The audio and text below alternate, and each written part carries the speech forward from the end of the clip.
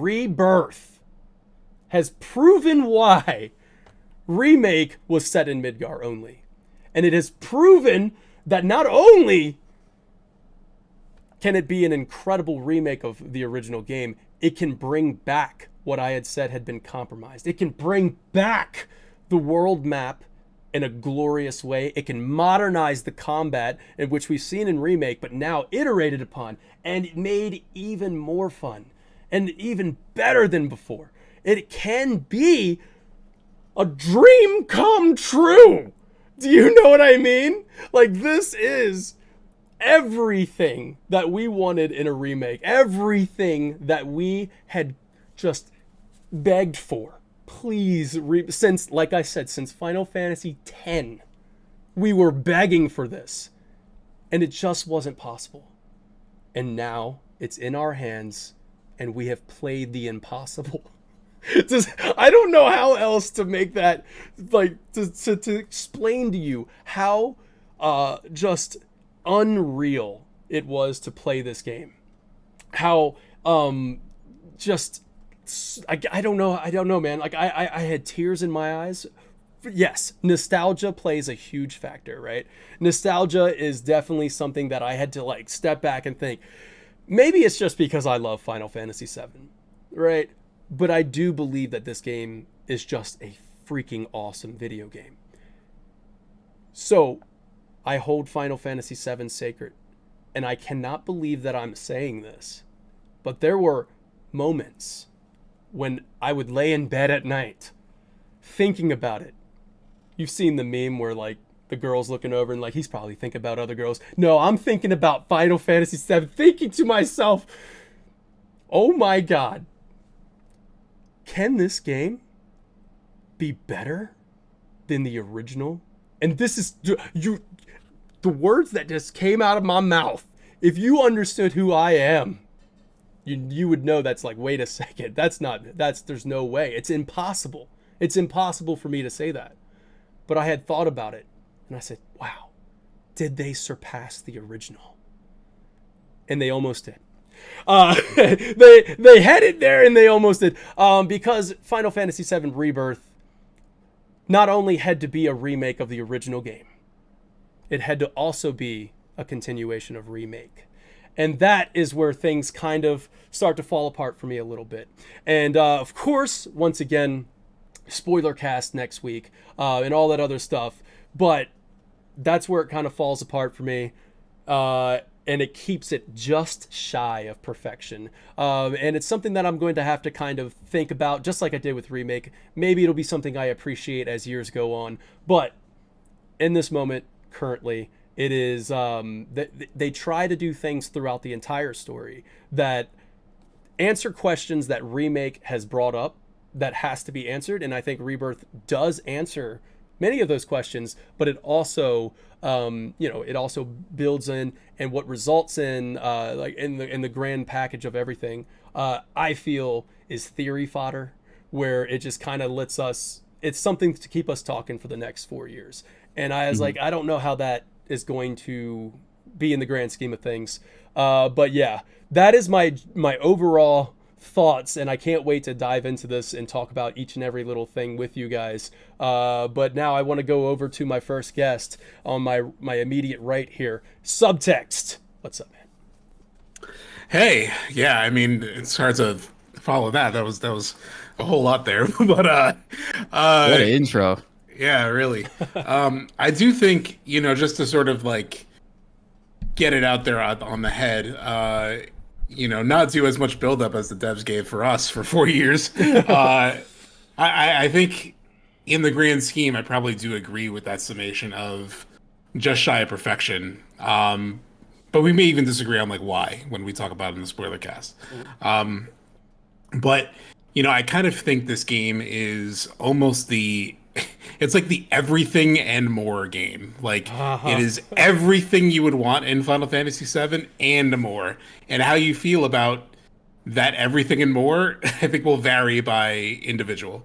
But in terms of like, I mean, down to like mini games and then like iterations on those mini games. You beat a set of mini games and unlocks hard versions of those mini games. Like they went to such an extreme level with everything that it's hard to believe. There was a quote from Katase, I think it was from Katase like a couple years ago. Because as you set up in the beginning, you know, it was only Midgar for the first game, and a lot of people thought, well, if they did Midgar in an entire 40 hours, how are they going to jam, you know, all of these different towns and regions and everything into another, you know, game without kind of trimming down? And he had a response that was something along the lines of, you know, we've heard people, but trust us, this is not going to be an abridged version of the game. In fact, you'll wonder how we managed to do so much in so little time. And genuinely, that is how this game feels. It's like, it feels like they had 10 dev teams on this because just even the level of detail on some of those mini games are like, holy cow. Like there is depth here. So much depth on one of them that I had to like set the AI help for like, how do I set this up? Because I'm not going to figure this out. But I want to see the outcome of doing this mini game. So I'm going to, I'll let the computer sort of help with like the configuration of the team. And you know, that is the, you know, I did so much of the game. I did 100% of Junon, 100% of the grasslands. And then at that point it was like, you know, there's some stuff happening where I just needed to get the game done this week. So I then kind of like mainline more of the story.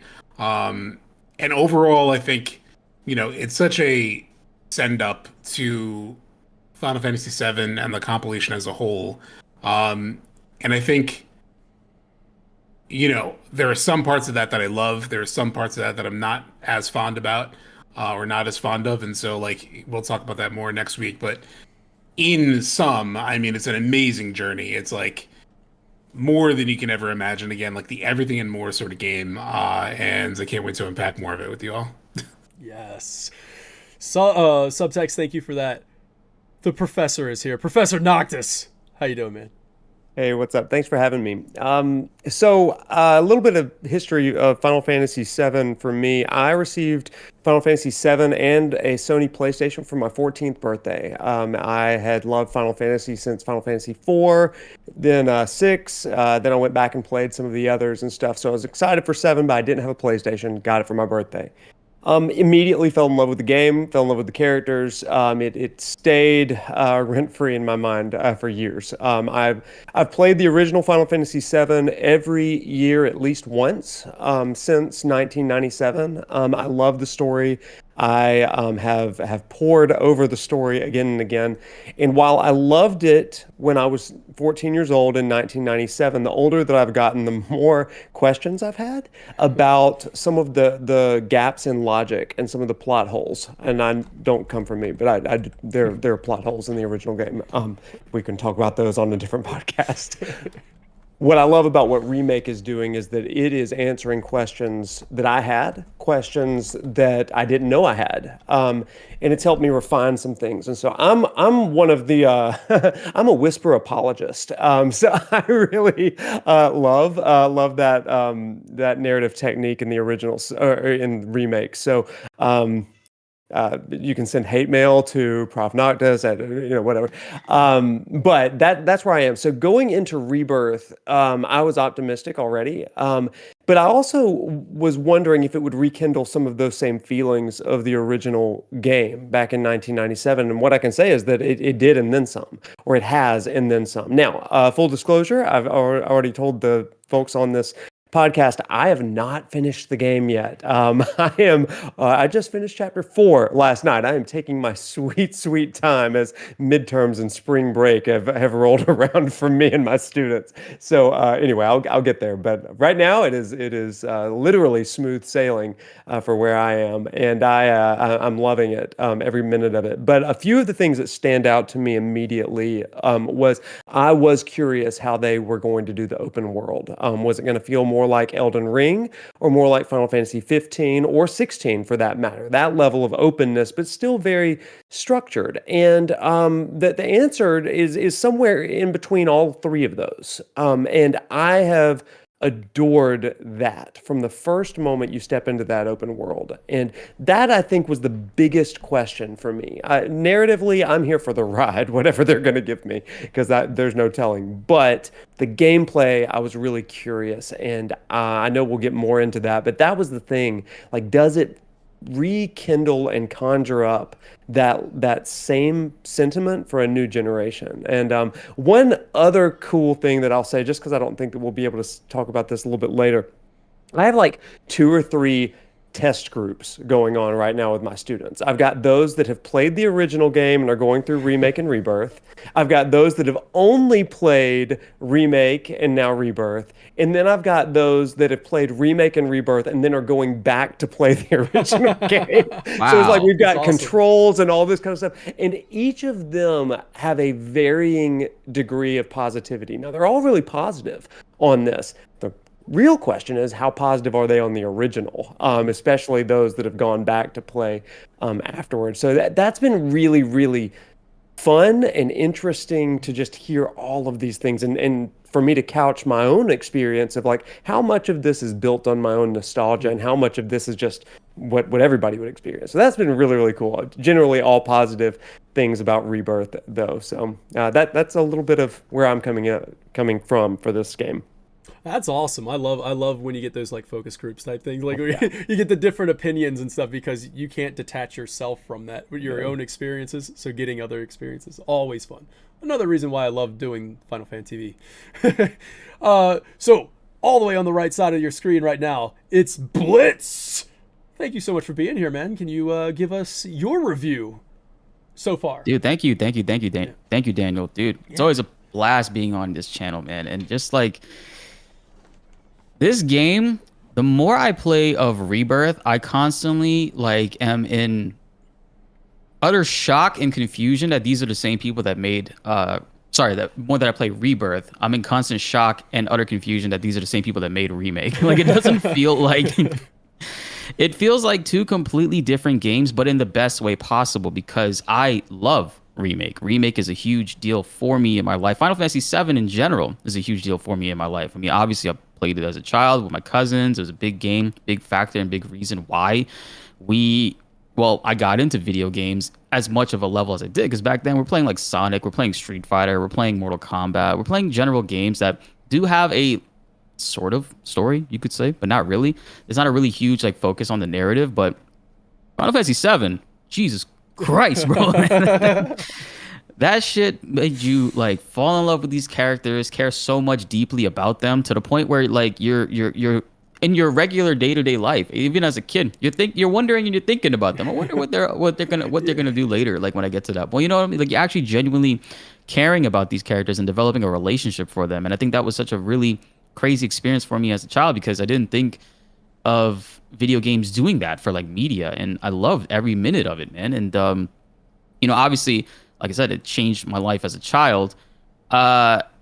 Lo and behold, like in 2016, I've always wanted to be a content creator. I've always wanted to make YouTube videos. I was a COD kid growing up. Like in high school, I was into like all the Call of Duties, and I really wanted to make videos on that. So I tried, and it just never really worked out.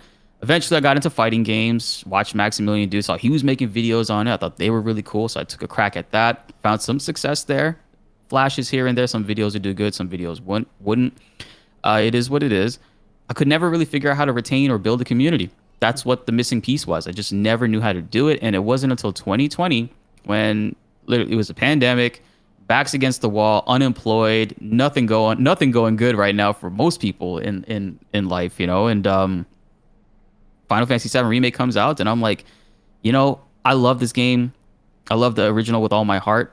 I'm going to do a Let's Play series. And as I'm doing a Let's Play series of this game and I'm continuing to play it, I'm realizing, holy shit, this game is going deeper than I ever imagined it would. Combat-wise, story-wise, character-wise, everything in it was like borderline perfect. So I was like, you know what? Screw the Let's Play. I'm going to start making videos on how to play this game, how to make people just clap the cheeks of every single enemy that they see. And I made that like my mission. And sure enough, within 2 months later, we created a crazy community that I didn't even know existed until I went live on YouTube and saw just a bunch of people were there. And I was blown away by the reception. And a lot of them are still here. I see a lot of them still in your chat right now. So many names, it's just this entire journey with this game, changing my life as a child and again as an adult, has been nothing short of like breathtaking and mind-blowing in so many ways.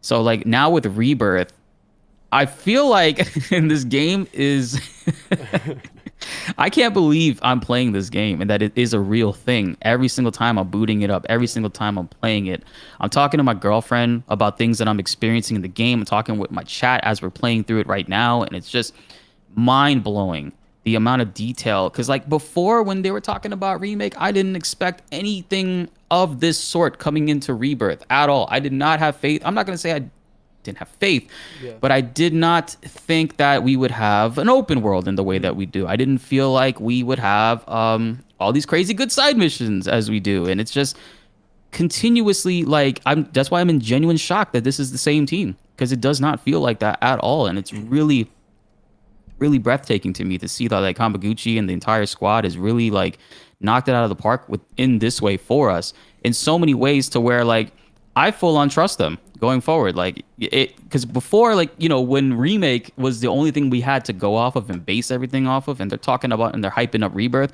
we're all thinking, okay, yeah, that sounds good, but we'll have to wait and see. Now when they're talking about part 3 and they're like saying stuff like, oh, this game is going to be bigger than part 2, I believe that, because they full on went ahead and they did that. And like, I legit have no concerns, no worries at all for the near or far future of whatever it is with this team when it comes to putting together the next game, whatever games it is that they decide to touch later on. They have 1,000% sold me. And I seriously, I feel like I'm blessed to be living in this time, playing this game with you all and enjoying it in just at its face value right now. And it's just so overwhelming, but in the best ways possible. I want to jump on that real quick, just in terms of the like, it was so hard to believe that I think part of, because I had a lot of the same feelings as you both. In fact, there was a podcast I was listening to recently. I forgot who it was. It might have been Min Max or someone, and they were talking about like, it was like the day before release, the day before they got the game. They were in terror in their bed about like the concept of an open world. Like, do I really want an open world in a Final Fantasy? Do I want Ubisoft Towers in my Final Fantasy? I don't know. And then lo and behold, playing the game, that guy 100% of the Junon, the Grasslands reason, just like I did, because I had some of the similar things too, where it was like, I'm not a big open world. There's very few open worlds that I 100%. I did pretty much all of the story and side missions in Red Dead Redemption 2, which is a long game. It's a lot of content, but something about that world sucked me in. I actually had put it to the side for a little bit when it first came out, because it's a little slow early on and whatnot. And then eventually, like, I found the pacing with that one. And Ghost of Tsushima, those are like the 2 open world games where I'm like, they hook me in and I do everything. And this one lives up to that same rare sort of thing where it's like, I just wanted to do everything. In fact, it was like hard sometimes when I was trying to sort of like pace with the story to stop myself because I wanted to do things and explore some regions especially, but I had to like stop myself because I really wanted to finish the game by this weekend, and now I'll go back with post game stuff. But yeah, and so for like what's next, I'm just like, I have no idea how I had no idea how they did this. So I have no idea how they're going to do whatever's next. And that's just, it's a testament to sort of and I didn't imagine a game there are moments in this game, like you've seen it in the early trailers, not even the final trailer, of like driving in the buggy. And it reminded me of Uncharted 4, when you're driving in sort of in the sort of Sahara or whatever it is, in I think Africa. It reminded me of that, but I was like, there's no way you could do it at the scale that they're talking about. And they did that at the scale that, as you said, like, it feels like a true open, connected, it's insane. Yeah, and like I guess we're gonna be kind of bouncing all over, but like I guess this is speaking on the visual side of things. But with the visual side of things, when you're talking about the scale and you're talking about doing things like that on that grand scale, and you have remake, which completely remade Midgar into this big sprawling city, and you're just like, man, I could live here. This is insane. How like how they did this. Like looking up at the plate, right, was one of the biggest things ever for me, and like an emotional moment, really. Like I was like, oh my god, they freaking did it. And then you start to think, oh, we got to go outside of Midgar. How are they going to capture that grand scale that they did for Midgar, but they got to do it for everything. And I'm like, well, surely, I mean, they don't have to do it for Calm. Dude, Calm is one of my favorite locations in the game. Like Calm looks amazing. Like just to walk through Calm and what they did with that like they made it it's a walled city type thing. You got the I don't know, the European architecture going on. And it all looks so alive is the word, right? It all feels alive, not only visually but also with NPC chatter. I don't know if you guys like if it like it was just a natural thing, maybe you just didn't really pay attention to it because it just feels natural, but the NPC chatter is insane. Like there is so many people talking, and each and every one of them are talking about something that's kind of important, like towards like to the story, the world building, like what's going on outside of the walls of Calm, and this is just in every location that you visit. And then like just adding a little bit more layers and depth to the game if you just walk and listen to what they're saying. I think it makes it feel alive. So they do that with Calm.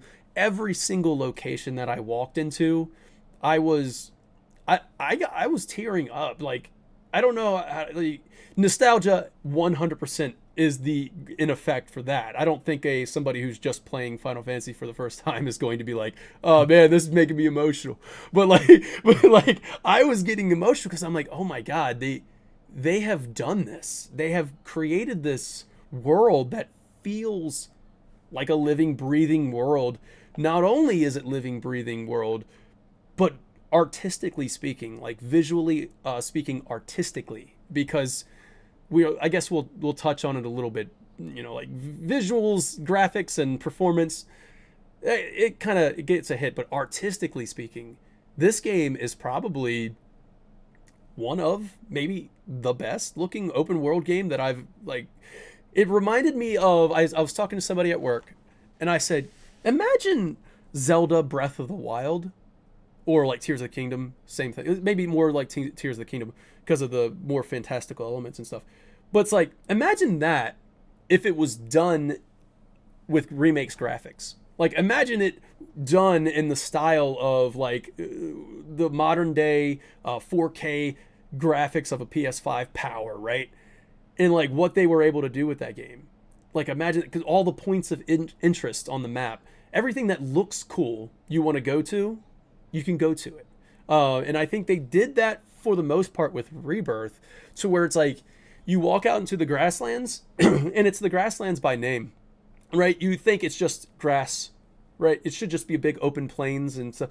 Oh man, they've made the terrain interesting, like with all these cliffs and different elevations, there's a mountain off there that looks like it's split in half. I don't know what's going on over there. That looks cool. You got like you got swamplands that run through it. You have different Mako pipes that are running through. Your industrial, everything feels like it belongs there. You have the brick like Arcs bridge. I don't know what the heck that is anyway, but there's probably lore to it if I explored a little bit more. But windmills and everything just looks so interesting. Like there's so much intrigue in this world, like visually speaking, artistically speaking, or whatever. That's just the grasslands. You move on to Junon region, and the Junon region somehow looks even cooler and more interesting. Now we have mountains we can go. We can climb up those mountains with our chocobo. We can there's ships off in there in the distance. Yeah, those are not. You can actually go to those. Like, I thought they were just going to be there, like in the backdrops. No, man, go swim to them. Have fun. Like, this is what's going on over here. And there's lore and history to the reason why they're there. Like, there's an actual reason why those ships are all wrecked up in like that little bunch there. There's just so much going on that it's always constantly interesting, and I think that adds to the side quests that you were mentioning. Like, there's so many quests and stuff like that, and they're fun to do. Like the towers, usually a Ubisoft checklist is, I mean, it's busy work, but it didn't feel like busy work. Like, I felt like I was enjoying going up to the towers because it was just fun to explore and see the different locations, but also world intel, super fun. Clicking into that and reading the history behind this, all this stuff. Good stuff, man. I mean, I don't know, man. Like, when it comes to exploration, what do you guys, let's focus on exploration real quick. So exploration, that's my thoughts on it. What do you guys got to say? My chat was like, hey, can you walk back to Midgar? And I'm like, shit, let's try. Mm-hmm. And as we're walking, the region is changing. It's turning into like the barren wastelands, and I'm like, holy fuck! Like, is that a highway? Hollow comes in, like the Hollow comes on, yeah. What? And I'm like, that Hollow remix was insane. I was like, chat, why does this entire area exist? Why they have not showed us this yet? I had not seen any footage at all of being in that region and walking around, and it blew my mind seeing that the grasslands extends into this region, and it's a whole separate location. And on top of that, it's just filled with a bunch of shit, just like the grasslands is. Yeah. So it's just mind-blowing to me just how much they put into this. Like, they knew people were going to try to walk back in there, and they gave them the opportunity to try. And obviously you can't go into Midgar because, the guards and the crazy shit just happened. But, and just like you said, with like the NPC chatter too, like a lot of the NPCs, like listening to them talk, it lets you know just how like well this world is built, where the NPCs are definitely listening to like the propaganda news pieces talking about like the false news where like the truth things of like what happened, and they're talking about it like, oh, they would never do that, that's not true type of shit, and it's just like, oh my god, like I love stuff like that, just seeing just how misinformed some people are in the as far as like NPCs, and like that shit really does build up the world because, man, it feels lived in. It feels like this is a real place we're visiting, and like you said, none of the side stuff. My stream, we have this running joke where we get to a new region. I'm like, all right, guys, let's go start the main story. 5 hours later. Shit, I was all right, guys, we're doing the first blue story quest, and they're like, LMAO, and it's like the viewer count just keeps rising. Like, people aren't leaving. They're not getting bored of the side content, the side quest. I'm not getting bored of the side content or side quest. Everybody's enjoying their time, and I don't feel like I have any time that I've wasted in this game. Every single ounce, every single minute I've spent doing a task, whether it's side content, main story stuff, or mini games, I have enjoyed every single one of them. Mm-hmm. Yeah. And even if there is like a specific side mission that is very frustrating, the payoff was very good. If you know, those know what I'm talking about. If you did that one, but it's like all of it is worth it. What region was it in? I'll ask that. That was in Gungaga. Oh, okay. Probably didn't do it. Yeah, because I didn't see a lot of Gungaga. There was one in Nibelheim Nibel area that that I can't. I mean, it's not spoiler, but man, it was a little rough. I was like, oh no, don't do this to me. But other than that, it was like everything like story, like side quests. I just kind of want to touch on this. Side quests, one of the big inspirations for it was Witcher 3. Going into it, like a lot of the developers said that Hamaguchi was a big fan of that, and like everything I just said about visually interesting, artistically, that makes a whole lot of sense with Witcher 3 and Horizon Zero Dawn. Or those two are. This is what that game is, kind of. It feels like Horizon Zero Dawn mixed with some Witcher 3. Made by Ubisoft, or so I don't know. Like you get a little bit a mix of everything in this game. But speaking on the side quests, Witcher 3 did side quests really, really well, and it's highly regarded as some of the best side quests in gaming. And so what Rebirth does is it kind of adopts that style.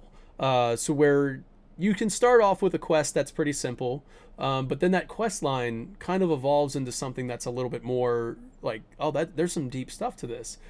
So that's something you can look forward to if you haven't done the side quests. And like Blitz was saying, like the Midgar area, you wouldn't even go there unless if you do the side quests, because then there's a side quest that actually makes you go there, like to kind of explore, fix a pipe or something like that. But it's stuff like that where the side quests are actually really enjoyable to do. Their variety is the name of the game. Like, I mean, there's so much variety in these side quests. But one thing I want to say too is that Queen's Blood is mixed in there too, and even Queen's Blood, I was not expecting it.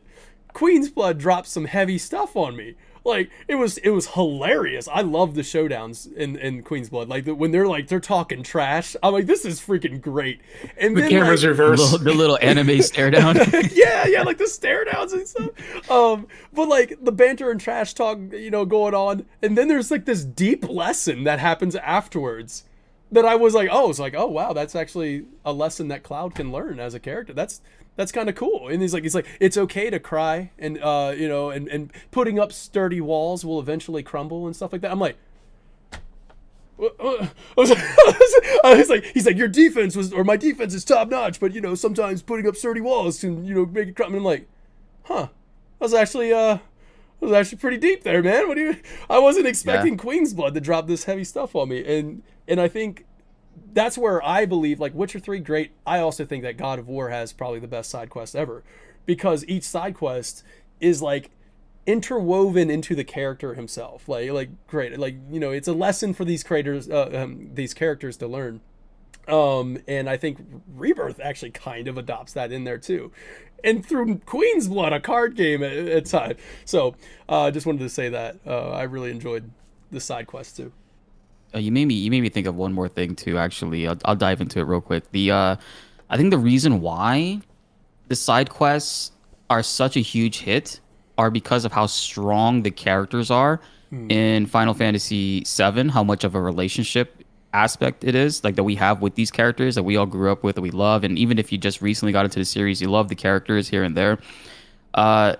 It's a really smart choice on their part, I think, to really lean into the side quests driving the character relationships. I think that, especially because you could be doing like the most simple, like if you look at it at its face value, you're doing the most simplest task, but the journey, the character dialogue, the lessons, the story that you get out of that, the backstory of said character, the way that the dialogue options give you options to improve relationships as well. It's so really well done, and I think that's really smart on the devs' part for realizing that and leaning heavily into it, and has really elevated it a lot. Because when they're talking about Witcher side quests, I'm a huge Witcher fan. I love Witcher 3. I've played that game for like 4 years straight, never even beat it because of how much side shit I'm doing in it. It's just, so to see that like Rebirth not only doesn't have as much, I would say, side quests as The Witcher, but every single one is a banger, is a testament in its own. That's such a really, really fantastic feat that they surprised me on. I didn't think that they would have been able to like knock it out of the park, and they definitely did that 10 times over for me.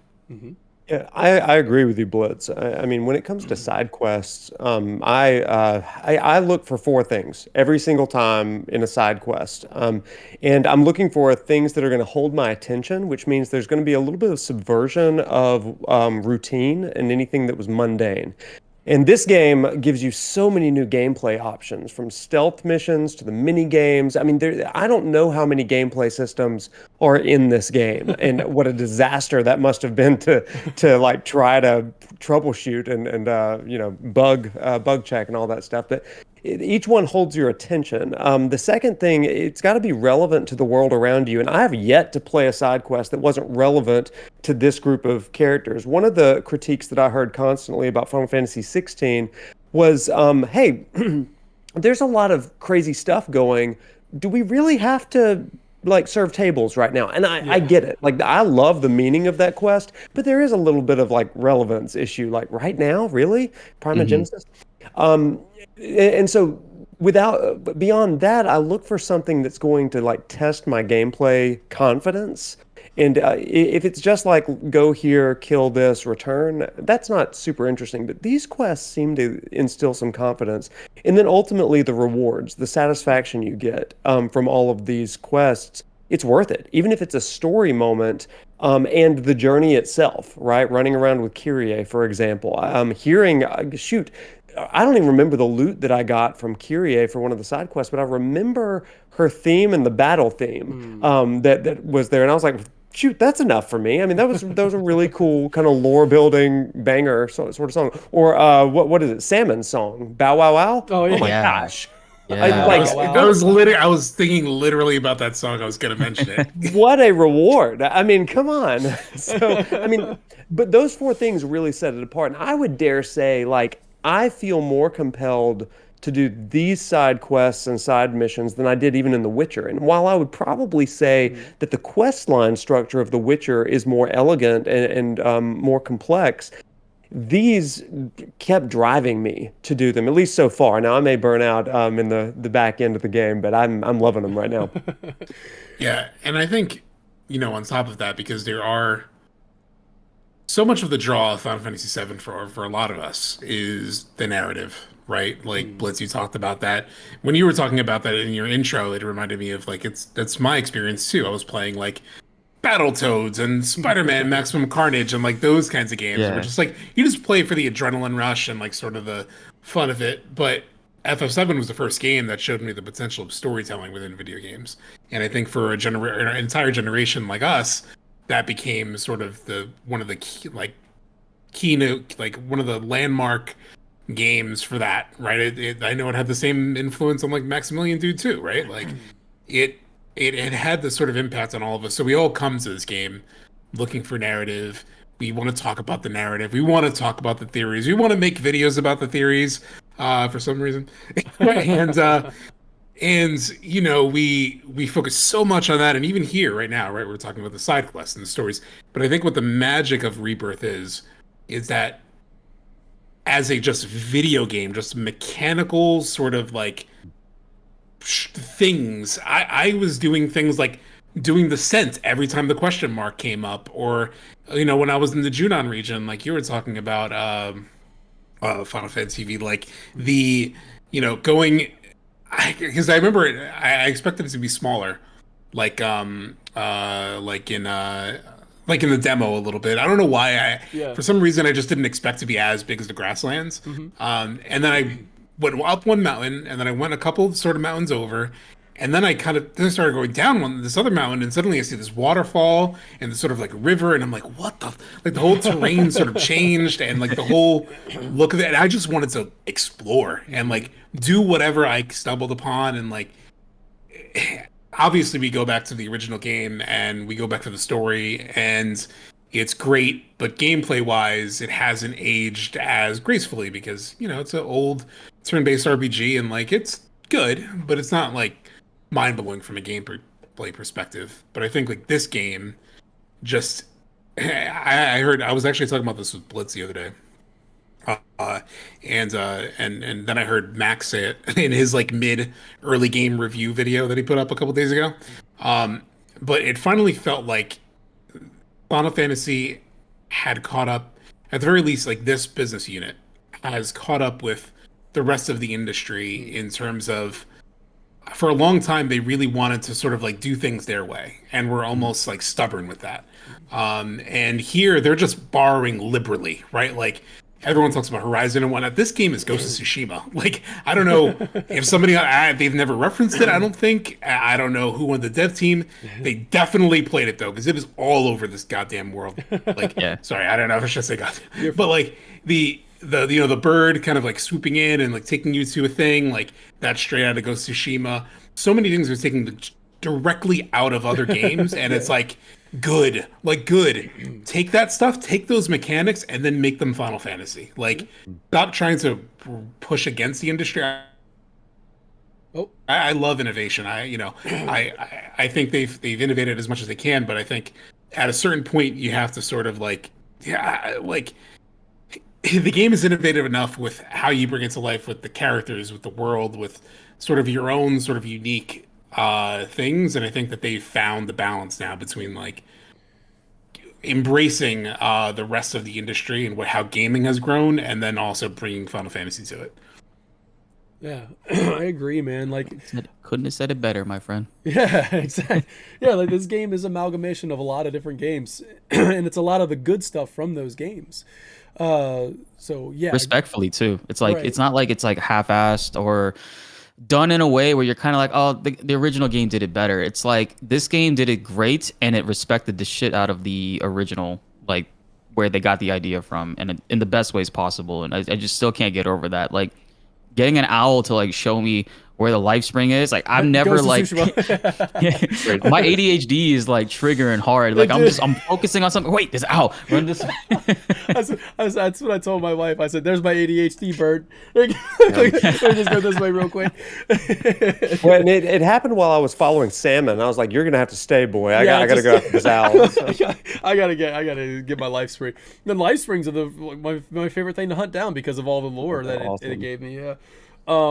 So There was a story mission where that happened too, where like it was a very intense situation, and you're following something, you need to get somewhere, and then suddenly like the freaking owls or like the markers and things. I'm like, ah, God! it was But like, I didn't oh, stop. I gotta go didn't this stop. way. I didn't stop. I kept forward, but yeah. So like speaking on visuals just a little bit more. So we have the artistically is amazing. We were kind of like visual gameplay a little bit as well, but with I do kind of want to point out some gripes I had about the exploration side of things. When it comes to that freedom that you guys were talking about, borrowing elements and stuff, I wish they would kind of borrow some elements on like certain aspects that make I don't know. Unfinished is not the right word. It's not the right word, but like there's things that happen when you approach a rock, or even just I mean, I'm talking like ankle high little cliff, and I can't I get stuck, and you're just like, why can't you just climb? Why can't you just walk over that? You know, why do I have to press the terrain action button for you to just step over that? And then there's moments when I can't step over it at all. Like there's nothing that I can do. I have to do like I look like an idiot doing like a little spin around, like roll, dodge roll. And I'm just like, that's something weird there. There's moments when I look down at an area. I will say I've never used the circle terrain action button because I'm always holding down the right trigger to sprint. Okay. And when you're holding that right trigger and you sprint, they auto climb. Yeah, like Assassin's Creed style. Yeah. Yeah. Okay. Yeah. Yeah, so that's something that I turn on the terrain thing just so I could see if it's like a white line in front that he can climb if I'm walking, but that only shows up if you're walking. Like if you're sprinting, like a mad lad like me, I'm always sprinting. Like Cloud's calves are like on fire, bro. Just running the entire grasslands, man. Screw You just see Showboat. if there's something in the middle, I'm trying to like circle around. I will not stop sprinting. I'm just gonna keep sprinting in a circle until I eventually break the middle plane and get to it. Yeah, exactly. So and There was a little bit of surprise though in terms of what you could like go down, for example. Like sometimes you could jump down like a 20-foot thing and it's like not a problem. And then sometimes when you're coming to, specifically I noticed around like if it's sort of like a turn and a bend in the path or something, if you try to do that from a certain height, it just won't let you. You have to go down more to where you're much closer to the ground. Like they're just weird sort of things, but in the grand scheme, they're not like big problems. This is just like a mild inconvenience that I was just kind of like, man, just let me take the fall damage. Just let me jump. I've been down there before. Like I know I can be there, but I got to go all the way around type thing. Those kind of things were a little bit like, it feels like it's kind of stuck in a either it's stuck in a different like era of gaming, or it's like or it's just not, they're not there yet with the engine or something. We got visual pop-ins. We've got something that I had an issue with, and I don't know if anybody else did. When you turn the camera, do you guys get a ghosting effect? Yeah. Very okay. occasionally, yeah. So this ghosting effect was actually kind of a thing for when the game hit PC. And it was never an issue on PS5 for like remake. It never was an issue. And then it hit PC, and there was this ghosting effect issue that was modded, and it was fixed. Like all you literally had to do was like press, I think it was like F3 or something. With the mod, they put like an FF hook or something. You press the button and it goes away. So it feels like it's a fix. Like there's a fix out there for it. If somebody who mods can fix it, I feel like they can fix that. But there's a ghosting issue that kind of gets on my nerves. I put it on performance mode to see if that went away, and it still doesn't. No, it does it on both modes for sure. Okay.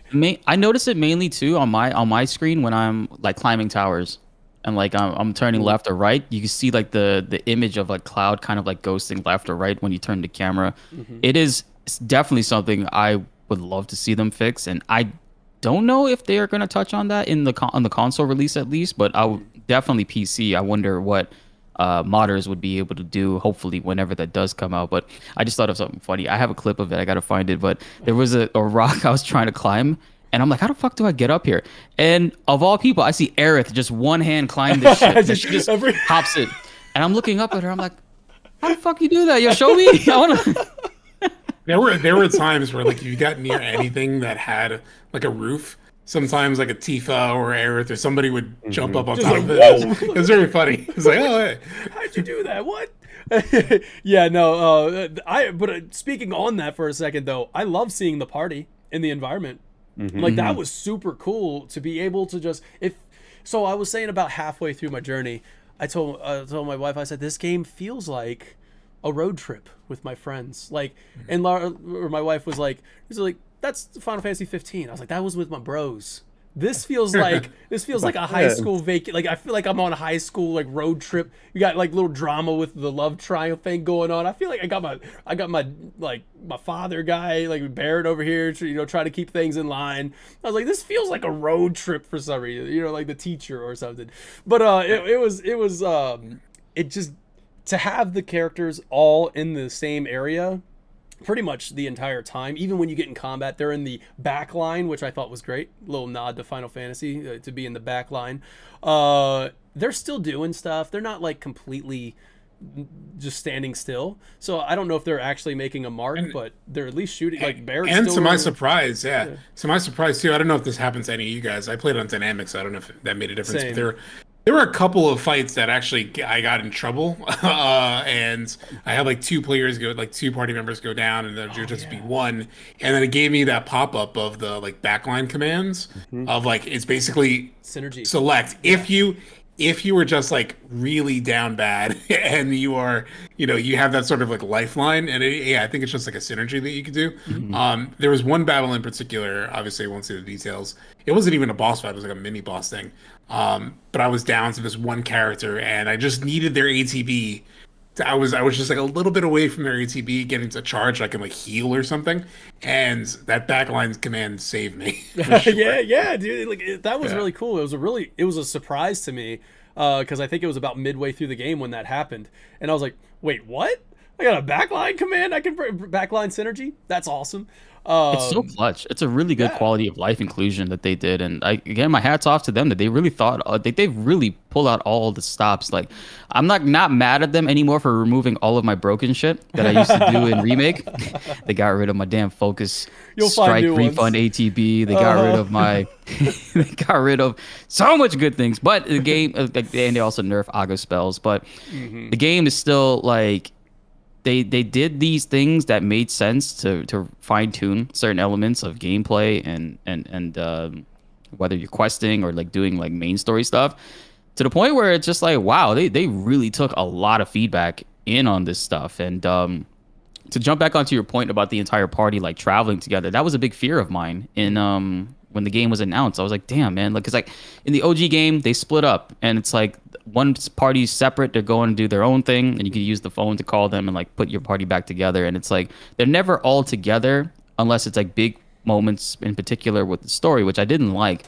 So in this game, seeing that they actually did it, and they did it way more they were way more exact in my mind of how I wanted it to be. They're literally all together running on the field. Hey, look, I'm over here like accessing a shop and I see Barrett over there like climbing a roof or some shit. I'm just like, this is exactly what I wanted. This is absolutely 1,000% what I wanted them to do, and they went ahead and they did it. And I'm just in love with every single moment of just roaming around this world with these these people that I consider my family.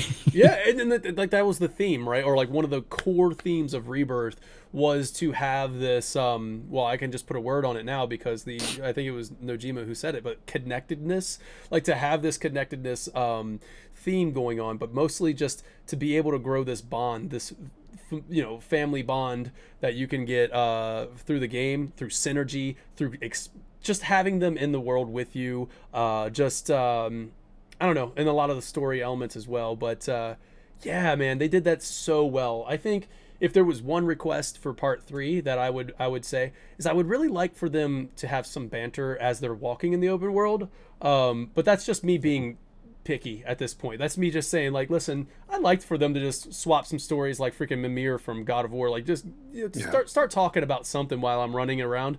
But they do that sometimes when it's story related or environment related, like you're walking. If it's like a specific side quest, it seems like they have some dialogue built in. But if you're just like exploring, there's not really much. And I think it was Dreamcast guy kind of brought that up, or someone brought that up in their review, and I was like, yeah, that's true. Like I do wish you could sort of just have more, because as you're exploring in God of War, right, when you're just in the boat going around, like Mimir will tell stories and there'll be like dialogue and whatnot. Sometimes I have to like stop myself before getting to just listen. port, because I'm like, I want to hear the rest of the story. So that would be something that they could add. I mean, they did so much in this game, though. I know, right? It's like, what am I doing, man? I'm being greedy at this point because they've given us so much. But yeah, like I'm playing through Final Fantasy 15 right now with my class on stream, and it's been really interesting to see the difference and the evolution, because this game clearly, and I think the developers at one point said they took a lot of lessons from 15 and put them into Rebirth with the open world, but also I see it in the party dynamics. Somebody in my chat the other night was saying, listen to all the banter of these guys in 15, Noctis, Prompto, all these guys, because it's nonstop chatter. But the problem is you enter a battle or you trigger something else and the dialogue cuts off. And that is one of many gripes that people have of that game, because those are actually really important banter story moments that you're not going to get the full context of the party, of the story, or all the things that they're doing if you fast travel. For example, you're missing important story travel banter. So I think that today, after things like God of War and God of War Ragnarok and what other games do this kind of traveling dialogue sort of thing? Anyway, today they've kind of remedied this through failure, right? Where it's like, I love when Mimir or Kratos is going to say, hey, we'll pick this back up later. And then they do. Yeah. Where you're not going to miss those God of War things. does that amazingly, There's ways to do it now that they just didn't have back in 2016, or we hadn't really refined to that point. So I would love to see some more of that traveling dialogue and banter, but maybe not as much chatter, I guess. That's fair. Because sometimes that gets repetitive and boring, I guess. Not boring, annoying. Annoying is the word. Yeah, like especially like it can clash a little bit with the story.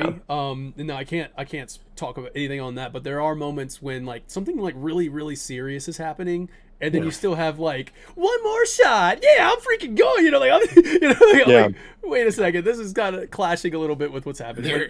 Right, and then by contrast, like in 16, I forgot that I had party members half the time. If it wasn't for Jill's clanking jewelry, I would have forgotten about her. Nobody talked in that way. There was no talk. I'm like, wait, Jill, I feel like this is something really important that you would chime in on. And I love those characters. They were really quiet. Yeah, there were moments in, without getting into any kind of spoilers, but like there were big battles, big boss battles where there was conversation happening. Yeah, and it's sort of the downside of this combat system in a non-downside way. It's just like it's so engaging. Like, you're so locked in. You're trying to survive. You're trying to figure out your next move. You're planning your ATBs. Like you have so much going on in your head that you can't, even with subtitles on. I just could not like put into my brain the things that were being said by the characters in those moments. So literally, that's one thing I'm planning to do over the next week or so, is like watch other people do those fights so that I could take a look at some of the dialogue that was happening. Let me say, in some of the battles, I am fighting through these things, and I realized that Mai or Chadley were talking through my controller, and I was wearing headphones, and I was missing it. And I was like, "Oh my gosh, what is happening?" So I've got to go back and replay some of those. You can turn that battles. off. Like you can turn controller speaker off. So if that is Yeah, something you I wanna just do. didn't even realize. I was like, "Oh man." Yeah, speaking of that's like on the audio side of things. There is that. There's like the music can sometimes drown out that that dialogue, and you're like you have to read the subtitles as the battle's happening. Like you're like, what are they saying as I'm trying to concentrate? But yeah, once again, it's very minor inconveniences that don't really impact our thoughts on it. Just something that we wanted to point out, just because, like, hey, it's a review, and I think it's very important to point out some of the things that, hey, maybe part 3 can improve upon, to add in like the chatter between the world exploration and having all that stuff. So it's things that we would like to see. It's things that we'd like to see patched, like the ghosting effect on the camera turns, things like that. Texture pop-in's probably something that's gonna have to wait. Like that's just the way the game's made. It's really not that big of a deal to me. Like I noticed it, but it wasn't something that I feel impacted my enjoyment of the game. So it's something that I wouldn't necessarily like fault the game for. It is something when you look at it and you're like, you see Horizon Zero Dawn and you see Ghost of Tsushima, and you're like, why can't the grass move? Like why can't this stuff, and there are things like that where you're just like, man, I've seen it in other games, I would love to see it here. It's just things like that I don't feel you can fault the game for, so I don't want to spend too much more time on that. But I feel like let's talk about the combat, because we had mentioned the combat a little bit. They iterated upon what Remake had brought in, had introduced. They introduced the synergy system, as well as what else? Like the holding the R1 button to build that synergy up with different attacks that cost no ATB. There's a lot that they improved. The aerial combat. Blitz, I'm going to throw this one over to you because this is kind of your area of expertise. What did you feel like was better in Rebirth and that elevates it above? Like, did you enjoy the folio system as well, like some of those mechanics as well? What do you think, Blitz? One word. Okay. Everything. This game, and I love Remake's combat, dude, but I thought it was just going to be like minor improvements going into Rebirth. They have, from what you mentioned with folio system as well, I was talking with Subtext about this the other day. They've full on, and at first I was like, oh my god, am I missing out on upgrading my weapons? Like, how do I do, like, because I didn't realize going through folios and collecting SP, they're actually managing the tree for you behind the scenes, where they're adding in slots for your weapons. Depending on if you get more SP, you automatically get all those boosts implemented into the weapon, and they're giving you all these extra gems you could slot into your weapon to make them even more powerful, and giving you access to all of that stuff without you having to actually spend more time in menus. Is amazing. The only thing that the game is missing, I think, is still a way to, like the OG game had, the exchange materia menu, where you can take an entire slot and switch that with another character instead of individually switching the materia. That's the only thing that I'm surprised they haven't touched on yet, but there is still part 3. But yeah, loadouts would be something so good for this game, like especially when you want to switch out to, like, say you got a new weapon for red, and you're like, well, I got to get that, I got to do the requirements to master that ability and stuff. So now I need red in my party. He wasn't in my party, so now I need him in my party. But now I gotta go in and I gotta swap all the materia around to get red, battle ready. And it's like, it would be really cool if I could just have, like, they have party different setups, like where you can switch your different party setup. But the materia doesn't carry over. So it would be really cool if you had a party loadout. So, like, I have Red, Kate, and Cloud. Now you give me all of my materia will carry over when I swap them back out, and then, like, their setups will all be there waiting for me. So it didn't really encourage me as much as I wanted it to swap my party around, because I'm constantly like, I gotta redo my materia configurations. There were story moments too where obviously the party gets split, and in those I was finding myself, it's not that in the grand scheme. It's sort of, I don't even know how I would do it, because I don't know if I would want, let's say the two parts were pirates. The two parties were, well, let's say, Cloud, Tifa, Barrett, and the other party was Yuffie, Red, and Cait Sith, let's just say. I don't know if I would want Red's materia set to be the same as Cloud's. But there were times where I was just swapping one or two pieces of materia. But the one thing that I was glad they added, it's very minor, is like within a character's individual sort of equipment, it would kind of remember what was in. So I remember, I think it was in Remake, it was definitely in the original, where let's say I switched to a weapon that had like 5 materia slots down to 4. It would, that 5th materia would just like go back into the overall. Yeah. And then now I noticed that if I switched back from the 4 to the 5 slot one, it would just restore all the 5 that were in there previously. So it was like that was actually pretty convenient. That is nice. It's like for me, it's been kind of interesting because I guess I've been playing this game like assigning everybody different jobs, because I don't really swap materia across people. Like Tifa is just my ice queen, right? Like she's gonna have some ice, usually because it helps with stagger and stuff in some ways. But like I'm just never gonna use her for like a fire boss, or like for something I would need fire materia, and that's more red for me. So I think this is so awesome. I did the same thing later on in the game. I basically that's made what them I love job about classes. this system, bro. It's like you can make every character play however you want, and that's there's no wrong way about that, and that's the beautiful thing that I love the materia system for. Yeah, and so like for me, like I don't know, I'm not the biggest fan of Final Fantasy V, but creating jobs similar to that, and those are kind of my loadouts. It's like, okay, so for this side quest or whatever, I really could use somebody like Aerith in this, and then like, nope, I do not need Aerith here, and it's like, I don't know, that works for me, but it changes the way that I play the game versus the original, where I feel like I just kind of, like you were saying, Blitz, had materia loadouts. And it was like, I don't really care who it is. I just know I need this setup. But I think that the other thing, gameplay-wise, that is really, really good about this game is if you're following the folios and unlocking all of the abilities, then it's really tough to get stuck just by having your party make up, simply because you can have the non-materia elemental-based skills and attacks. And I thought that was just a great addition. Smart inclusion. Smart. Really, really smart. It's gonna be amazing for hard mode, especially because of the fact that they use no MP. Yeah.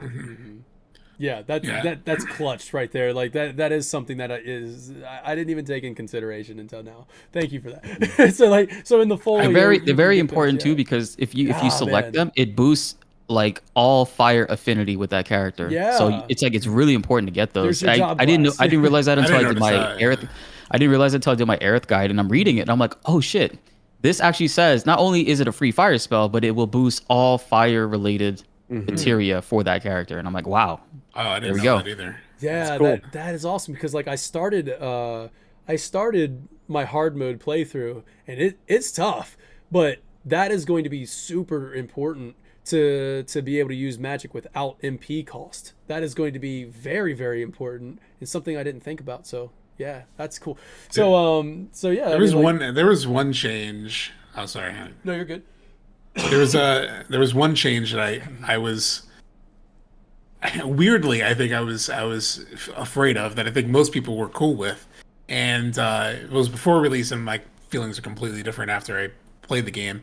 But I was a little bit nervous about the dodge becoming the parry sort of dodge, just because the area of it is so much wider that even though it was weird, because I'm used to action games letting me dodge damage when I dodge, there was something in Remake that I kind of liked, how it forced me to really either time my dodge really well and with enough clearance, or strategically decide to guard, where like I kind of liked the balance that kind of gave me, even though it was weird and it like hit me strangely the first time. And I see new people jump on the game and they struggle with that all the time, because they're used to dodging and then they take full damage.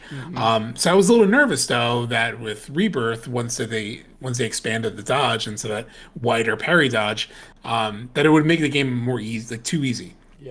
No, like it's definitely not like, and it does make the combat feel more fluid. And I think that they found the other way to incentivize you with the blocking, with stuff like the perfect block and whatnot. Like, I am a perfect parry dude. devotee. I love perfect parry so much. Dude, it makes And zero so- zero hit bosses like possible. Yeah, dude. Like you can actually just cancel out a boss's strong attack sometimes. Is there like an unblockable one, or is there an unblockable attack? I don't They're know. unblockable. Yeah, They're unblockable. with the red yeah. exclamation points. God, man. But the cool thing too, great. not only like the perfect parry or the perfect block or perfect time, however they say it. Yeah. But the defensive synergy skills. So Yeah. one of my highlights, one of the things I loved, especially because Aerith is like tough when she's very vulnerable in terms of physical damage, especially, or like any kind of damage. So one of my favorite things was getting the timing down. And the first time I did it, I shared it on Twitter because I was like, oh my God. It was literally like in the moment I thought of it was, now I'm losing my voice too.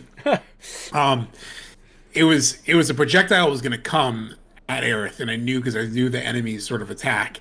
And I was like, all right, let me do the bodyguard thing with Cloud. So Cloud jumped in, and the boss was still sort of readying the projectile. So I was like, Cloud has that projectile reversal thing, the counter fire, I think it's called.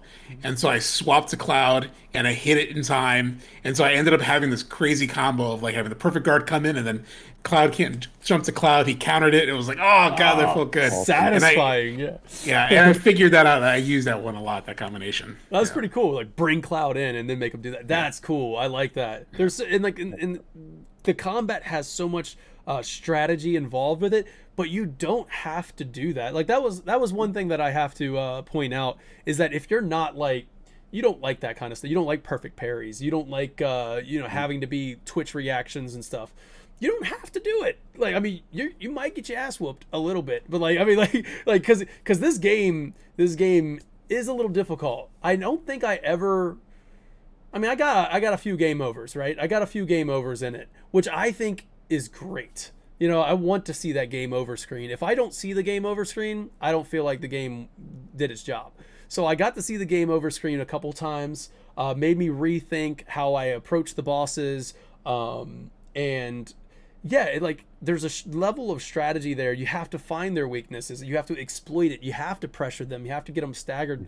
And I just love that. That was something I loved about Remake. So it's nothing new that we have to talk about too much, but like, I love that about Remake, and I love it even more with Rebirth. So I think the combat, it just basically took what was already working great. They just made it even better. And then we can go on to what else do you guys want to talk about? What else we want to talk about? One more thing I'll say about gameplay. There's actually two things. First of all, I don't really know how other characters are going to play. I love Red. I love playing with him. I wondered at the end of Remake how he was going to feel playing as this. Was it going to be like a Torgal situation? Yeah. It feels so good. And I love this idea of he's like, not really a tank, but like a vengeance, like sponge. Like he gets hit, and I just thought that was a really, really cool way of both showing. It's very unique. He's using his defense to further offense, not just for himself, but everybody else too. Because if you block and then you get the counter spin to go off, you can actually get that green bar on the vengeance gauge to keeps ticking, so you can keep raising it slowly with each hit until it goes away. And then when you go into vengeance gauge, he becomes a pressure god. Like if an enemy gets pressured, he can borderline instantly stagger them. Whatever attacks it is that he does, those lingering claw attacks he gets in vengeance mode, the holding down square circle that he puts basically damage over time, like consecration on the ground. Red is an amazing character, and so good. I feel so like angry because like when I'm playing Rebirth, all these characters are so fun to play as, and I'm spoiled because they're all good, and I just want to play as all of them, bro. Let me play as all 7 of them like at the same time. Like, give me the Final Fantasy X where I can swap them out mid battle. That might be too easy, but yeah, that's so good. And when I had the choice, I was just Very saying when good I had the choice in remake, I would usually run with like let's say VR battles or whatever when you have more of a choice. Yeah, like usually Tifa would be in the party along with like Aerith probably. And in Rebirth, I found my party configuration most of the time, unless there was like flying enemies and stuff that threw things off. Though sometimes I forgot to switch it beforehand. Was Cloud, Red, Aerith. Because yeah, Red is incredible, and the way he uses his Stardust Ray is also insane. If you could like pop Seriously. that, especially on like on like a group, especially you can just stagger all of them at once. On bosses, it's incredible. More stationary bosses. Yeah. And you haven't gotten to it yet, Professor Noctis, so I won't get like too deep. But some of his abilities on his later weapons are really interesting. Like it'll be something like switch to his vengeance, and when you do this, it has like a party effect, and it's like, oh man, yeah, it's really really cool. I can't wait. Yeah. That's awesome. Marius The Boss last- says, Blitz, gonna need a guide on Kate Sith. The last thing that I'll say about gameplay, though, is really more of a hope. And I haven't finished Rebirth, but I think that one way that they could really enhance it is maybe by doing triple techs, triple synergy things in Part 3, and that would really maybe elevate it to a different level. Because it feels like they're following the Chrono Trigger paradigm, and we've got the double combos, and maybe eventually we'll get into the triples. It could be really cool. That's great because I know you're not following chat because you don't want to be spoiled. Literally, Renaissance Elf said the same. Part 3 needs to have tri-tech synergies. Oh, nice. Yeah, that's Very nice. What I did like that they had with the synergies was also that thing where you can do a synergy again, but it would cost you more. So like, or how the synergies gave you different buffs. Like I loved, like I would. It made me sort of rethink my strategy in real time with certain bosses where I'm like, I have a limit break with Cloud right now, but it's just level 1. So what I really need to do is get the synergy off so that it elevates it to Ascension, and then I can get Ascension off because that'll do more damage. So just the sort of all the thinking that it forces you to do within it is really great. I will say for me. Oh, sorry. Go ahead, Prof. I was gonna ask, were there any battles for y'all early on that like said, okay, I've got to rethink my strategy? Because I've got one right now. It took me like 2 hours the other night. It was those stupid fat owls that like one of the manuscripts was don't let them take off after they heal. And like I could not get it. Like, and so I was like, okay, what am I doing wrong? And then finally I just like obliterated them. Like I got all check marks. Yeah, it took me a while to get all check marks. I did it in the demo, and then for whatever reason, it took me much longer in the real game, full game. I went back. So I was always really stubborn in remake, and assess materia is a great materia, and in remake I was always against using it. I'm like, nah, I'm just gonna bash my head against the wall until I figure it out. figure this out on my own, man. And in this game, assess is so good. It tells you every little detail you need to know specifically for all kinds of enemies. And like that owl one too, I was stuck on it in the demo, and it was like they needed. And at first, I wouldn't think to use ice materia on them because they're blue. Their effect is wind, but it looks kind of like icy. I thought it would have healed them or some shit, but in actuality they're actually weak to ice, and it's like use their elemental weakness to pressure them. And I'm like, all right, fine, you win. That's when I kind brought of in like Ice Queen Tifa. Ice Queen Tifa. Yeah, exactly. Oh, that's kind of like a little bit a testament to the side quest as well, or the side content that you can do, because there are enemies or those like the Chadley or the Mai, whatever they are, those enemies that are found in the environment that you have to do these 3 check marks to get the full marks, and you have to really think about how do you do it. One of those things that made me rethink my strategy was I think it was Mandragora. No, was it Mandragora's? It was something so simple. And Like in the grasslands. I couldn't get it, man. It was like, don't let them take a nap. Or don't let them do the quick nap. Oh yeah. Yeah. I remember that one. I was having so much problem. It was hard because you don't have at that point you don't have. I think that's the one that gives you first strike. If you do that one and then you go back to challenge and do the challenge, you can get first strike, but you don't have first strike at that time. So it's like you're starting off the fight with everybody with low ATB, and by the time you get one with everybody, it's already trying to do quick nap. And it wasn't like they had to execute quick nap they just had to say they were doing it. Like I got it to the point where like the quick nap was popping up, but he didn't get that thing to pop off before I killed him. But it still didn't give me the checks, and I'm like, how do I do it? So I found out that it was weak to fire and ice. So I bring out my ice, not my ice queen, but I guess ice king. I don't know. Barrett had the he had the ice on him, and I'm like, all right, Barrett, use your ice, magnify this stuff so all of them can't do it. Oh. And then I magnified it. That was working, but ice takes too long. It does like a ting, and then it does the big hit. So I was like, bring out the fire, magnify it, take off everybody, and and it worked out. So it makes you think about how to do these challenges because they're not like cut and dry easy. Like you can't just go in there. Sometimes you're like, all right, I got to get all checks on this. You got to rethink the strategy. You gotta use the assess. And I think that makes this, like I said, the side content is actually really, really fun. And it does make you rethink things. So, and there's what makes it really great too is because when I first played the original Final Fantasy VII, I played with the strategy guide. Like I had the printed strategy guide from Brady Games or whatever it was, and like I didn't play a lot of those games, so I just The didn't know what the hell I was sacred doing. text.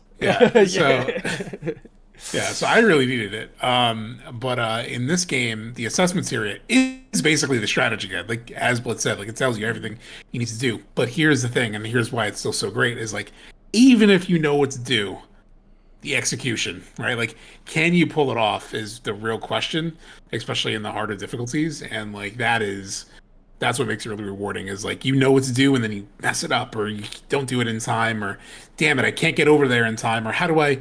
That was the thing in the remakes, Rufus fight. When it's the thing where like if you hit him with a certain attack, it instantly pressures him. And I couldn't figure it out in my first playthrough, and then eventually found out you have to do braver or whatever. But still, just executing that is so hard because he's so fast. He counters you so easily. He gets away from you so easily. I love those like, one-on-one fights. Finding those windows is like so difficult in that fight, and that carries through into Rebirth. I love those one-on-one fights. Those are really fun. So I want to throw something over to you guys because I got to use the bathroom real quick. But so let's talk about anything else regarding the gameplay. So we're going to kind of wrap up gameplay a little bit. Actually, I guess we'll kind of wrap up the podcast a little bit more. I don't know. I mean, I feel like there's so much to freaking talk about. So go ahead and take it away with anything else you want to talk about, and I'll be right back. How are we on the music, guys? Oh, good question, Blitz. I adore every single track. I've been downloading them off of YouTube, and I'm just like, every time I'm making a video, I'm like, I want to use this one. No, I want to use this one. This one's so good. Absolutely. I knew that I would like the new kind of imaginings of the music as soon as I heard Cowgirl Tifa music from the Nibelheim demo. I was like, oh man, but it's just been upping the ante every single track. I love it. Well, what was amazing too is like the world themes and how they change. Like that was something that Max talked about at one point in his playthrough. But I also clipped and shared on Twitter of like because I was also trying to figure out why I was so hooked into the grasslands, like 100%ing that, because that's not usually how I play games or open world games. And he talked about just that variety of the regions themselves, like even going from different points of the region, how those differ aesthetically, but then also the music changes. Like when you go up closer to Midgar, like we talked about, and there's that Hollow, that new version of Hollow, that's like the world theme Hollow. Yeah. That's just like so unbelievable, and so there's so much. You're just like constantly. It's just constantly refreshing. The music is constantly refreshing, even within a singular region. That it just, it's so good. And then the battles like transition into the main, like the whatever theme of the region it is, that you go into a battle and it full on like is that same song but in a battle format. It's so well executed. I just love that they've got these parallel tracks, right? And they're just going between music. We're just going between like the normal traveling music, and then it hits that exact same point in a hype battle sort of thing and goes back. Wonderful. Come on, man. Did we talk about the Gagaga theme? I just gotta say it. I was about to mention it. I would have never thought that I never would have thought the main theme in a battle format is what I would have ever needed or wanted. But damn, that's like such a really powerful song, man. Yeah. It's great. I made the Yeah. mistake of putting it in my workout playlist the other day, and I think I pulled something. To be honest, I was like, "Oh, geez." Dude, the music is incredible in this game. So like I feel like this is the good. easiest category that we can Yeah. possibly talk about. But Oh yeah. but man, that Gongaga theme, all right? Like that was Oh yeah. man, I wish I can't sing it to you. I don't know, but there's like some chants going on and that I freaking love it. Oh, man. I wanted to explore Gongaga. This was when I was like, all right, I got to make a beeline. I got to get to the freaking ending of this game. I got to see how it ends. And I was like, then Gongaga happens and that music starts kicking and I'm like, oh man, you make me want to stay here. Yeah. You're You just making me want to want get to all stay in. here a little bit longer. Plus Gongaga is freaking beautiful. Yeah. That was another gameplay thing I wanted to really quickly touch on was how it's just everything about like how this world is structured is so genius, like in terms of how each new region sort of unlocks new things. Obviously there's different chocobos and whatnot, but then sort of even the structure of those regions are built around that traversal. So in Gongaga you get a different type of chocobo, and the way that the map is structured actually creates environmental puzzles based on how do I use that chocobo's abilities. Like I know I have to get to that point, but how do I do the thing that gets the chocobo there? It like every region kind of becomes this mini puzzle. Yes. That's just so good. When it comes to Chadley Towers, that was actually one of the things that I really enjoyed. I don't know about you guys, but whenever you have the towers, the Ubisoft towers, whatever you want to call them, the Far Cry towers, when you have to climb them, I actually really enjoyed the towers in Far Cry 3, so it's never been an issue for me. But what I loved about them in Far Cry 3 is that they're almost puzzles in themselves. So like when you're climbing them, you have to kind of solve how do you traverse this thing to get to the top of the tower. Rebirth starts off as a very simple concept. You just plug in, you get the thing, or you climb up a ladder and you do that. And I was like, oh man, is this how every tower is going to be? But then you start getting into the Gongaga region, and then you start, like Subtext was saying, there's kind of environmental puzzles. Like I see the tower up there, there's no ladder. How do I get to this? I have to use my chocobo and take advantage of what the environment's offering me and look at the environment. All right, so I can use that, go to that, go boom, right up there, and now I can get to the tower.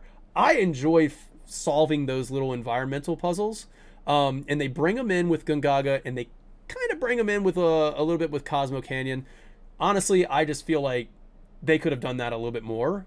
Some more environmental puzzles would have been great, especially since we have character specific like traversal options, like Red running up walls and stuff like that. This is stuff shown in the trailer, so it's not anything spoilery, but you get the you get the grapple hook at one point, and it's kind of like, I wish they would have done, again, borrowing an element from God of War. I love the game, and it's a Metroidvania anyway, like at its core, where you see something that you're like, I can't quite access that yet. I got to figure out how to, or I have to unlock something to do it. I would have loved to have seen that a little bit more, but I'm glad that it was in Rebirth. Like, I'm glad that it was there, meaning they can expand upon it in part. It was just region locked. Yeah, it wasn't the thing in God of War where early game you're seeing a thing and you're like, I know I could do something with that. Yeah, I don't have the thing to do it yet. I wish I could take my black chocobo back to the grasslands and do something that I couldn't. But you can't do that. They're region locked. Yeah. But man, and Gus's theme. That was one more thing I had to throw out there. I know Prof isn't there yet. I can't remember, Blitz, if you're there yet. Have you seen Gus in the Corel prison? Yes. Oh my God, Prof, when you get there, I don't. This game made me smile so much. Like, I don't think a video game has made me smile consistently throughout the entire experience like this game did, man. But when you get to Gus, and like, this is the Corel prison, so I'm not like super looking forward to it. Like, there is a moment that I was really looking forward to, but man, Gus elevates that freaking. I was like, this is amazing. I'm laughing. I'm having fun. His theme song. There's a lot of personality. Yes, a lot of personality there, and the theme song has a lot of personality too. So I'm excited for you to get to there. Yeah. The other thing I'm looking forward to knock this running into in the Corel prison specifically is Chadley. Oh, Whenever you see Chadley in Chadley's in Corel prison. prison, Oh no. I mean, he shows up everywhere. We know now that He he's just like, does, he's so, like, everywhere. I liked what Weird to think. Oh, he's also traveling to prison. I believe it was Soldier First Class that said it. He was doing his, and he was like, "You could be in the depths of hell, and Chadley would be there." For Chadley's you." there. Hey, I've noticed you haven't been doing I'm world here for- intel yeah, lately. Have you forgotten? Have you forgotten what's? Yeah. Oh You're the man. threshold of hell, Chadley. Yeah. Give me a break. Oh man. Okay. So, the audio. It just kind of goes without saying. I think we talked about NPC chatter as well. Being. They were, can I just say too on the audio? Yeah. They were like, I'm sure this happens to all you guys, but like, there are tracks that you know are coming. Mm-hmm. And then the way that they do it is just like, Jesus Christ. Like, I never imagined that song sounding that way. Or there's just like, I mean, they did it in Remake too, where there's like different versions of songs and whatnot, but it's just like, oh my. There was one point in a late game dungeon where it's that theme of the dungeon, and then the sort of battle version of it kicks in, like as I'm doing counters and figuring stuff out, and it's just like the most epic like moments ever. I would literally do a thing. I often would just be like, last 30 seconds or last minute, let me just record that, just because the confluence of like combat and music and environment was just so good that I just needed to save it forever. Did you guys pause it during a battle? Oh yeah, All the time. Just to hear All the the time. music? Yeah, like I did that a couple times. Yeah, dude. There's a thing too that this game does often that I really love is like when you hear a song that you are anticipating, that you're expecting to be there, it's playing a light motif of it and not the full thing.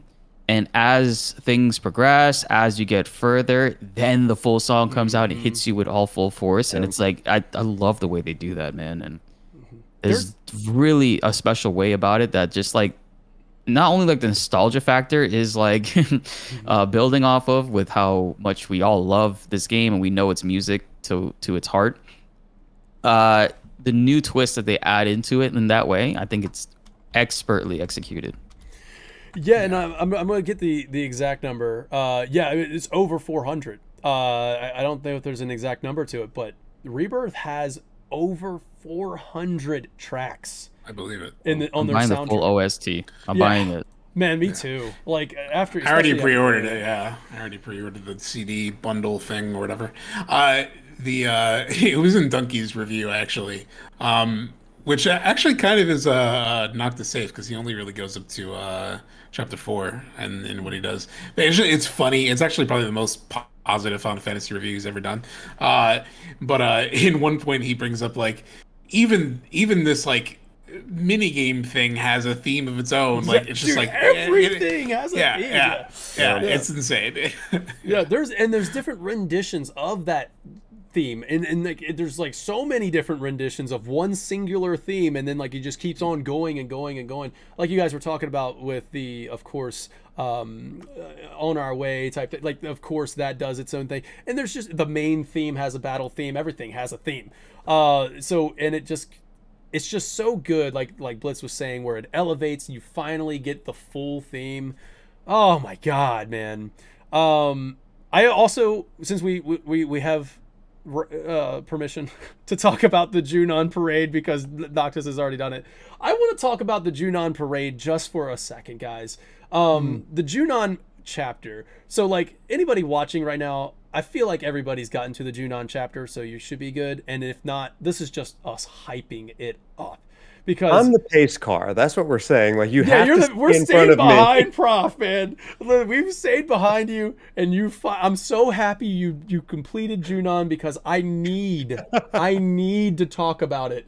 It is one of the greatest chapters in gaming. Like I don't know. I adore it. Okay, Yeah. did it hit for you guys like it hit? Because one thing that happened to me when you go up and it you see the high wind. And I just stopped. I stopped and I said, I told my wife, look at it. just look at it. You know, Spent 30 minutes getting the picture of Aerith in front of me. I just like tried over and over and over again. Finally got freaking Cloud out of the shot, but yeah.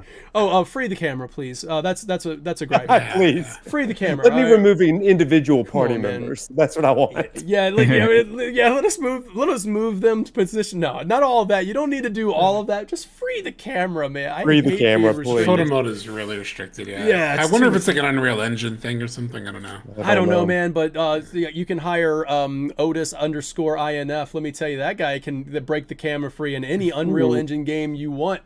Yeah, I get it. Development-wise, you don't want to show the imperfections because it's game design. Nothing is fully rendered all the way out in the distance, so you get the weird stuff.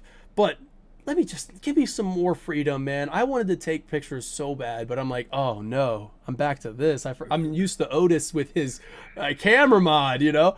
But yeah, so anyways, yeah, you get to see the high wind. That was a moment. But the parade itself, like everything about Junon, the city, I was like, this is unreal. Like that was probably the most surreal moment of the entire game, or maybe, I don't know, seeing Junon in its glory like that. Oh my God. And it just kept getting better. Like you cut the corner and now you're going down the back streets. Like, I'm like, whoa, wait, there's stuff back here and it looks great. Yeah, so I really enjoyed that. I really enjoyed the mini game of gathering up your soldiers as well. That was like trying to find them because it made me explore anyway. It was really cool, and the infantry was really fleshed out as well. I mean, somebody's shopping for his girlfriend. They're looking at books, just having these conversations. Like, okay, this is really, really neat. Yeah. I would wait for them to exhaust their dialogue before I. Me too. I'm like, we're just gonna stand here. I do that often. Like if I'm walking around and the characters start having some banter, I'll just stop, let them talk, because I'm afraid like if I walk into a fight, they'll stop talking and they won't continue that dialogue. So I don't want to risk that. I just like waiting, just let it all play out, or like at least get halfway done, and then I start continuing it in my direction. I'm just the creepy lurking captain in the corner. Just listening to everyone's dialogue. I don't know. This is a very quick side tangent. Did anybody play High on Life? Like the High on Life game. There was a moment where these two NPCs are talking. It's like Rick and Morty creator, so you know what to expect. But like they're two NPCs talking, and I just let them talk, and they talked for a good solid like 5 minutes. They didn't, and then at the end, they were talking about doors. They're like, oh man, no, this door needs to have wood. It needs to be a wooden door or something like that. And they just kept arguing back and forth, and eventually went, so I think I've exhausted everything I needed to say. Do we just kind of stand here awkwardly, or like? But anyways, the game embraces its strangeness. Hell yeah! So much. That bar that Rude was in. That bar that Rude was in. That was great.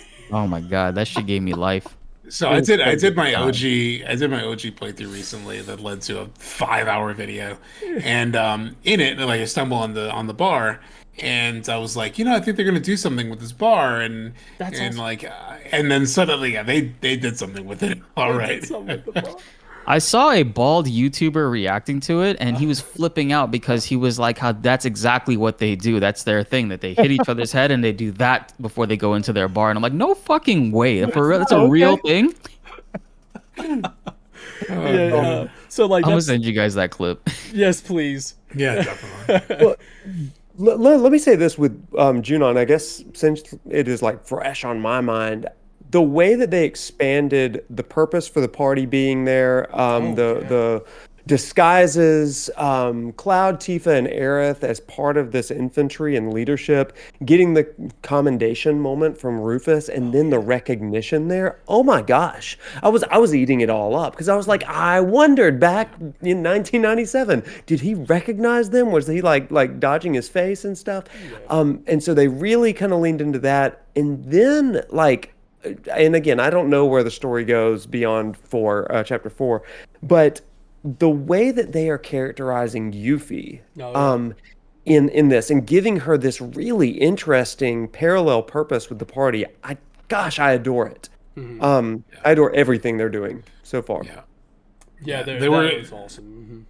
The Junon's the Junon story stuff, and I don't know how much we want to say. I know we were saying we were going to talk about it. I don't know if I should say like specifics, but it was like it was like a moment where it was the first moment where it's one of the first moments where there's like a truly like new element coming into the story. And I had actually found, we'll talk about it more definitely on the spoiler cast, but there were times where early on in the game, right, to talk about story up until chapter 4 a little bit. I had heard something about in one of the, because I tried not to listen to too many previews and whatnot, but there's just something in that week leading up. It was just so hard to like stay away from stuff. I would start reviews and stop them 2 minutes Yeah, in. same. But I was like, I need something. I need a little something. And I need a hit. Yeah, yeah. Say we were having that. Fiending. Yeah. So there was one review I was listening to, and the person had said that they had, through chapter 4, I think they were like through chapter 4 at that point, they felt like they hadn't done a lot yet. And I was like, really? So I feel like there's a lot happens. There's the flashback, there's the Midgar Stormer, it feels like there's, the Junon thing. Like, it feels like there's quite a bit. And it wasn't until, and the thing that they said along with that was like, you can kind of feel the middleness of the story, literally in terms of chronologically. And I didn't know what that meant, and at first I thought maybe they're just being a little critical or whatever. But actually starting it is a little bit of a, I think it's partially because like it truly is like the start of, if you look at the structure of the entire OG story, it's like the start of Act 2A. Like if you were to, Act 2s usually are chopped into 2 bits. And like it is the start of the first half of the second act. And so you get sort of the inciting incident, the thing of Nibelheim, the flashback, and then you just start your journey, and you're kind of following the clones, which you do here in Rebirth as well. And just following these robed men was a little bit of it wasn't like as gripping as trying to take down a reactor, right? So in terms of like the thing that was carrying the story forward, it felt a little looser. It felt a little. I kind of felt that a little bit of that. I can see how somebody would early on be like, I don't feel like too much is happening in the story, and then obviously a lot happens in the story. So real it's kind of similar because there is dialogue in the OG where I do recall them saying like, they kind of expanded on the trope of where in the OG they're following the man in black, where they're constantly coming across NPC people. They hear people chatting in the background of cities, and they're like, hey, like there was a man in black that was weird. He walked by here earlier, and they're like, oh shit, like that's Sephiroth. Let's go follow him. But in this time in like Rebirth, it's like it's not Sephiroth. It's the robe men that they're following specifically. So it's kind of cool that they sort of like made that a little bit more of a thing to make Sephiroth not as present, right? You know what I mean? Like it's more like they're just following these dudes, and I think that's a really cool way that they twisted it, so to speak. Real and quick, I do want to chat. mention also, it's kind of fantastic how this game is the first, like, I'm not gonna say first game in a while, because like obviously there's lots of big games that have both reviewed well Metacritic wise and user score. Like right now it's sitting at a 92. It opened at a 94, dropped to 93, held that for about a week, and then now it's a 92 probably for the rest of its life. Rebirth is sitting on a 92 at Metacritic and 9.0 on user score. That's mind-blowing. Wow. For a user score to be 9.0 with over 1,600 reviews? And a lot of the negative ones, if you read them, they're just like talking shit. Queen's blood is so ass. Try it is better. 0 out of 10. What? All right, so like to kind of go off of subtext a little bit here before we go into next week, which once again come back next week where we're gonna have the same panel, maybe a +1, maybe a swap out, depends on Prof's schedule. We'll see. Yeah, we'll see. But yeah, we're gonna talk story. We're gonna dive into it, spoilers and all, and really just go really into the review of the story, and then theory crafting and all that other good stuff too. But as far as the review overall goes, another reason why I really wanted to talk about Chapter 4 Junon is because it is that moment that you're talking about, subtext, where this is the moment where they've decided to kind of take a liberty to show something new that was like it's not the first time they did it, but this is a pretty new departure from the original game to have this. And I think they executed it amazing.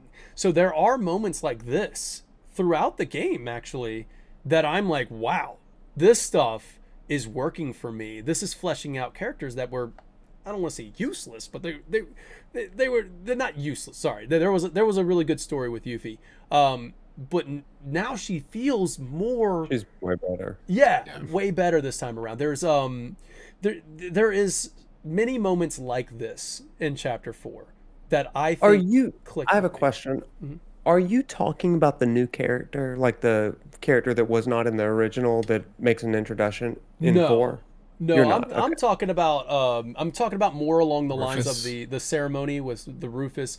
Just with bringing- Rufus. Yeah, and- talking to them like face to face type thing. Yeah. Okay. That. Yeah. So like I thought that was so out of that was new. That was new. That was not in the original game, and it was kind of like, this is really cool. I like what they're doing with this, and I like the whole Yuffie plot, the whole like why she was in Junon type thing, and like all this stuff coming together that was new. And I was like, usually, like I said at the top of the show, 7 is sacred to me. You don't mess with sacred. And I'm like, this is improved. And it was this was one of the moments where I was thinking like, wow, they're doing this. They might just make this better than the original game for me. And like that was something I was having a really hard time wrapping my head around. Like, this could be better. And that was just so crazy because of moments like that. Like moments that were, 100%. and of course, moments that were recreated faithfully. That was when it was excelling at its highest, and then bringing in these new elements, mostly hit, sometimes missed, when you're trying to introduce something new. That one hit for me so hard. I really enjoyed that. It was that kind of stuff that I was like, this is what I'm talking about.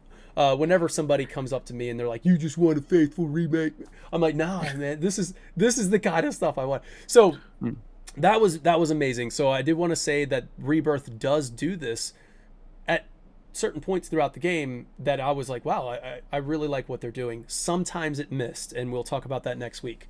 And yeah, so with that being said, just to jump directly off that though, I mentioned that in a DM to Noctis like earlier in the week. I was like, there is something to what the dev said in terms of if you just faithfully do everything spot by spot, even if you do it amazing, it may not have that juice, and it definitely was juicy for me, baby. It was very juicy, I loved it. I'll take all that juice. So there were things, though, my point is, like, there were things that were completely remade, 100% faithfully, that were amazing. It was like, oh my god, I can't believe they did that as perfect as possibly can. But in the back of my mind, I was kind of like, I want the new weird shit. Give me the new weird stuff. Give me, not weird maybe, but like, give me this new stuff. Give me the new juice. And then the Rufus thing is like an example of that, where like that's a new thing. Like you said, it wasn't in the original, and then like they introduce you to that, and you're like, oh, that's so good. That's so interesting, and you're just like, oh, there's another element of that Rufus thing that elicited a different response. Next week, there's another moment too that I think was absolute amazing, and I can't wait to talk about it next week. But yeah, there's another element that like whenever it's doing that, it was doing it so well. When you say weird, that's the stuff that didn't work with me. But it's like Night Sky Prince said it in his review, and honestly, I keep coming back to it, and I think it's the best thing that you can possibly say. I don't know. I just summarized my entire review into Night Sky Prince's like one quote, if you will. Here, you ready? It's what does he say? I want to make sure I get it right. Night Sky Prince says, "Rebirth is at its best when it's a remake of the original game. It's at its worst when it's a sequel to remake." and I'm like, yeah, man, he nails it. But yeah, so that's like our that's my little like I don't know, promotional thing for next week's spoiler cast. All right, so you can get more of my thoughts on that. I'm very interested to see what everybody else thinks next week as well. So. I do think that quote, because I think the words the words I remember at least were that he said, "It's at its best when it's a remake of Final Fantasy VII, and at its worst, or it doesn't work as well Ah, when it's Final Fantasy VII remake." And like the okay. implication of that was that flipping of like remake was interesting. I don't 100% agree, but That's I think makes it going to be an interesting I think conversation. I think in some moments there's validity to it. I think it's Yeah. a really good like it's a strong, clear, I think, take on very valid sort of like critique of it. Yeah. But we can talk it out obviously next week. Can't wait to talk it out. So what I want to do is once again remind you to tune back in next week, because that's when we are going to be talking story with the spoiler cast, and Blitz and Subtext, and maybe Prof Noctis will be joining us, joining again, and maybe even a plus one that I'm excited about having on if it works out. So what I would like to do for this, because man, I feel like we covered so much in this review. Chat, while I get closing thoughts, this is the moment that I would like for you to, if you have anything that you would like us to comment on, say there was something we missed that we didn't really comment, like an element of the gameplay we didn't comment on. Once again, just keep it spoiler free. So we're not talking story, but if there's anything gameplay wise or like audio, visuals, lasting appeal, that kind of stuff, let me know as I get closing thoughts, and we'll quickly address them at the end. All right, so I want to start with Blitz. So Blitz, can I get your closing thoughts after all the talk that we just had? Just closing thoughts on this review.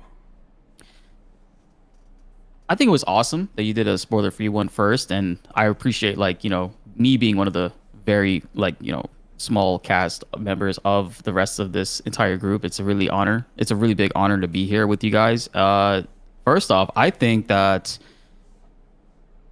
staying true to like what I said earlier, Final Fantasy VII Rebirth is a game that, while I had great expectations of, I was very, I wouldn't say worried. There was a thought in the back of my mind where like certain things wouldn't hit. They would mess up in some areas here and there. But like so far from what I've been playing through on stream, it's far and beyond exceeded my expectations in the best ways possible, that to the point where I've actually questioned if this is even made by the same people. And according to Kitase, 80% of the people are still here. So so it's mind-blowing to me. Like Hamaguchi at the helm really has a vision for what type of project, what type of game it is that they're trying to make at the end of the day. And the elements that they're taking and they're borrowing from other series, they're expertly like executing it to perfection, in my opinion, to the point where it's so well rounded. And I'm blown away by every single element. Like I asked my chat a question yesterday, which actually kind of like shocked me, because I'm a big like Queen's Blood nerd as well. Like I enjoy sending all the NPCs to the Shadow Realm, and we take it over the top and we go crazy like it's a Yu-Gi-Oh match on stream.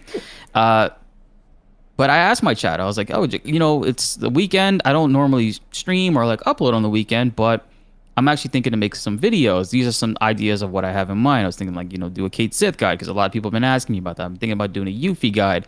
Literally everybody in the chat's like, yo, do a Queen's Blood guide. And I'm like, for real? Like, that's what you guys want. I mean, shit, I'll do it. Hell yeah. That's what I'm going to do after I finish this stream, is I'm going to boot it up and talk about like the game plan of Queen's Blood, how to be a hyper aggressive, and top cards that, especially early on, that you would want or should have in your deck type of deal. So that's honestly just the best thing about this game, is there's so many little things to talk about, whether it's combat, story stuff, side mission stuff, mini games. Like who would have thought, bro? This thing is deep. They need to make a multiplayer mobile game. Thank you. Or Put in the of multiplayer. Queen's Blood. Come on, Yeah, man. dude. Put in Put in a multiplayer. multiplayer mode into this. That would be great. And the only thing you would have to do, literally, the only thing you would have to do is throw in like in the beginning of the match, a coin toss of who gets to go first. Who gets to go first? Because That's left side can't always go first. It's just kind of like Yeah. there's not a whole lot of strategy between that, and maybe like best 2 out of 3, each person takes a turn going first, depending on who flip first. Man, if there was one thing that I could say, first or two things. First of all, don't make it a gacha. Secondly, put it in Rebirth, or at least put it in whatever. If there's DLC next year, like if there's a Rebirth intergrade, just Put like, it in Ever Crisis if they want Ever Crisis to stick around a lot longer. That's another thing. Yeah, it's like, but I mean, as far as like lasting appeal for this game, or I mean, I don't know if it's too late. I mean, if there was an intergrade, or if you can put it in part 3 to keep us playing long after we roll credits. If they put in a multiplayer mode in part 3, this is me just giving them more time. Put in a multiplayer part 3 Gold Saucer. The entire Gold Saucer is multiplayer. Like, you can enjoy Gold Saucer with your friends, create an NPC and just walk around go on the gondola ride with your friends. You know what I mean? Me and Blitz going on the gondola.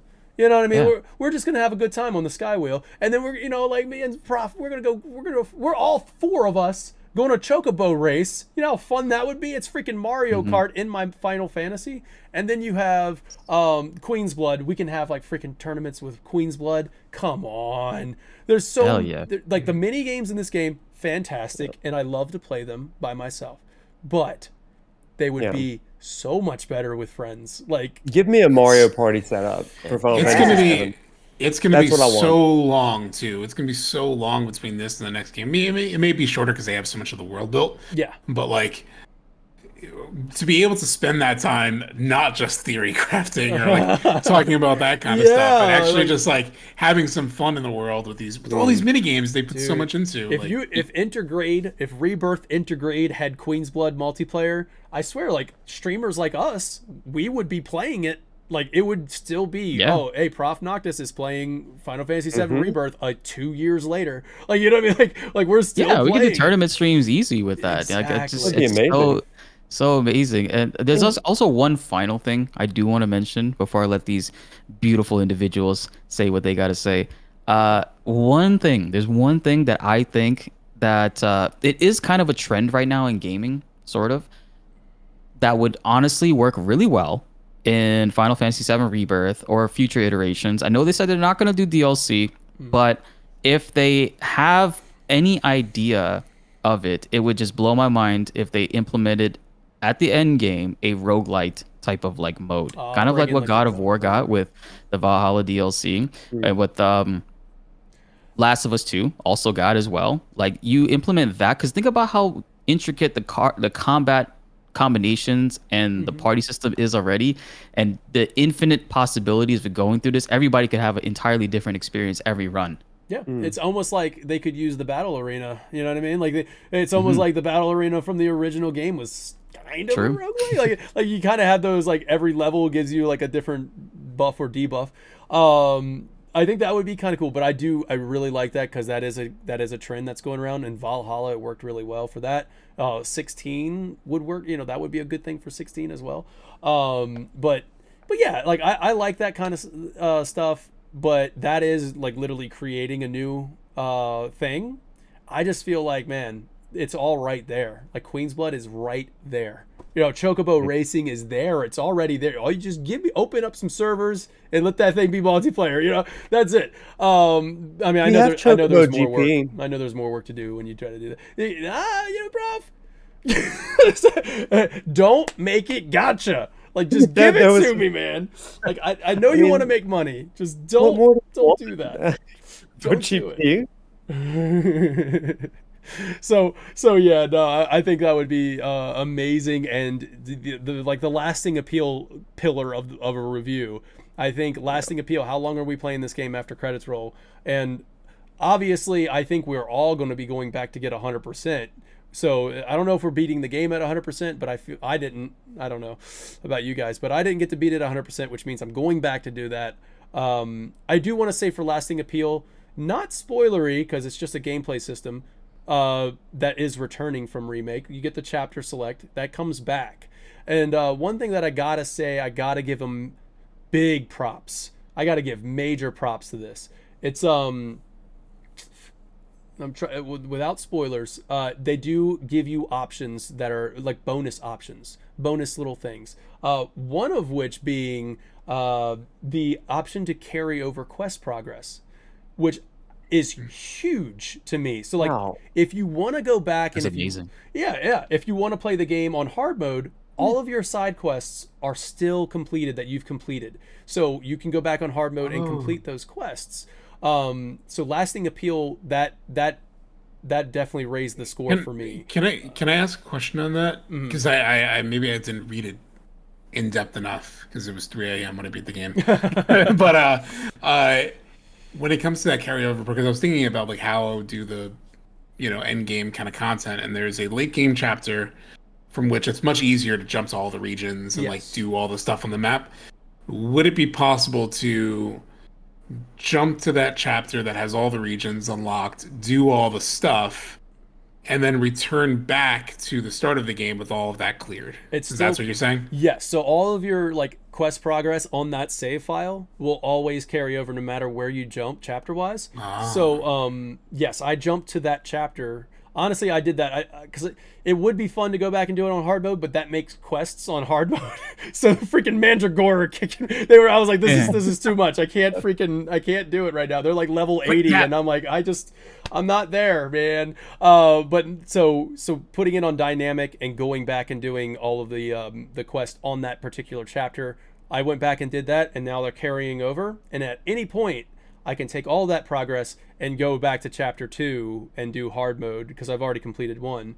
But like doing it on hard mode allows me to carry all that progress over, and that was huge for me. Like that was such a big deal for me that I was like, they're thinking about it, and they made sure it was there, as well as, and I'll talk about it next week, some other elements that I thought was such a great, thoughtful option. So yeah, I didn't want to throw that out there. Let's get your closing thoughts from Prof Noctis. Yeah, you got it. So, I mean, like I said, I'm only 4 chapters in.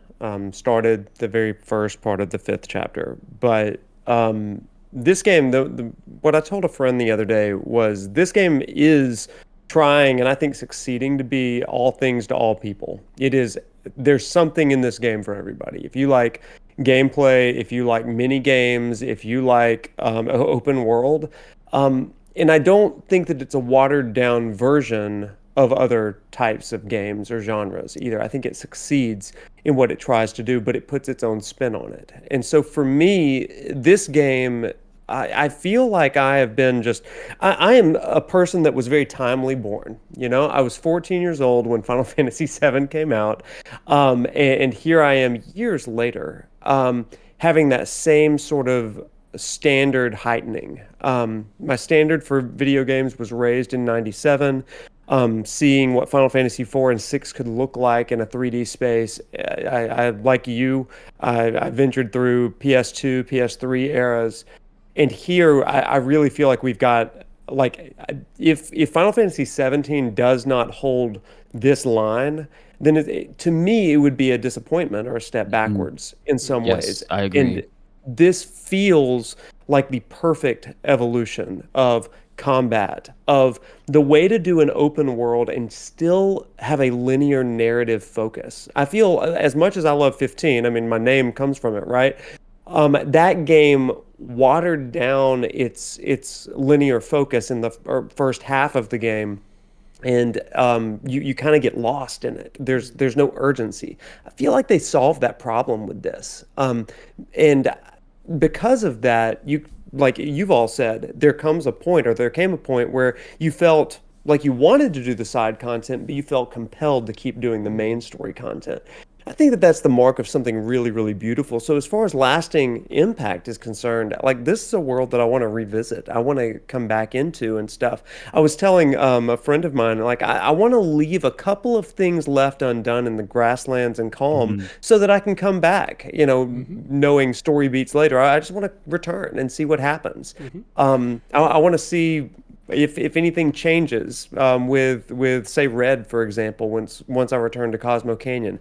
I don't know, but I know the original story enough to say maybe. And so I think that that's a really interesting thing that this game does. I also have to say that I love, like I constantly say on stream and to people, nobody ever watches me for gameplay. They should never watch me for gameplay. It is a struggle stream if I'm going to play hard mode online on stream. But this game makes me want to get better at battle systems and stuff, and I feel good figuring something out. And I didn't feel that same way with Remake to the same degree. I enjoyed the combat, and it was more than serviceable. But here, I really love it, and I want to try to get good at every single character, and that's something that's really different gameplay wise for me. So, um, all in all, this game, at least thus far, and it could all change. This game for me, I feel like they made it for me. It is my perfect game. Took the best things of Final Fantasy 15, the best things of 7, of Elden Ring, of Tears of the Kingdom, even, and just said, "Here, Wade, on a silver platter. Here it This is for you." Yeah. So I feel great about it. Nice. Subtext. Yeah, I mean, I think no game is perfect, and similarly, like no story is perfect. Like no work of art in some ways is really perfect.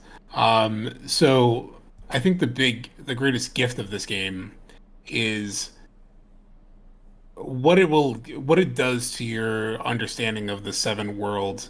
Like even if, let's just say, and I'm not even saying that this is how I feel, but even if there are things in, narratively places where it goes where you're not the biggest, you're not totally bought in on, let's just say, what it does to filling out so much more of that journey. If you were to go back to OG, I think you'd be able to like carry things over, of like, oh, the way that they explored that in Rebirth, now I'm seeing this region in the original game in a whole new way, or I'm seeing this sort of piece of lore in a whole new way. And so, like, even if I prefer, let's just say, the original, I'm not saying that that's how I feel. I'm just saying as a for the sake of argument, like you can then borrow what you want from this game. You know what I mean, narratively. And then I think from a gameplay perspective, it's just like so much more than I could have ever dreamed of. And I think it's just I'm shocked that I've enjoyed so much of the content. Like I really did expect that I wouldn't want to do this or that thing or this or that thing, or like I said, I would even stop and do the chocobo scent and scour, all the time, when I had that opportunity. And I'm still discovering things, right? Like I watched the final trailer after beating the game. Yeah. I watched some of the state of play, more specifically. And I even stopped watching some of that state of play because I was like, I haven't seen that mini game yet. I haven't seen that thing yet. So like, there's still things for me to discover in this, which is both a condemnation of Square Enix's marketing, but also but also just exciting, right? It's exciting that there are those things still out there to discover. And there were a few things that I literally wrote down, a couple things as we're all just top of mind to touch on that we didn't really touch on. One is like enemy design, right? Just like not the actual design of them, although that's cool too. I mean, in terms of like the actual encounter design of, there's a mini boss later in the game where you look at it. I looked at it visually and I was like, I'm gonna clean this thing up, and it has mechanics to it that were driving me nuts, but in the best way, in terms of like, oh, that's so unfair, but so cool. I'll figure it out. It didn't kill me. It gave me more of a challenge than I expected. And it was just a mini boss. It wasn't even like a full boss.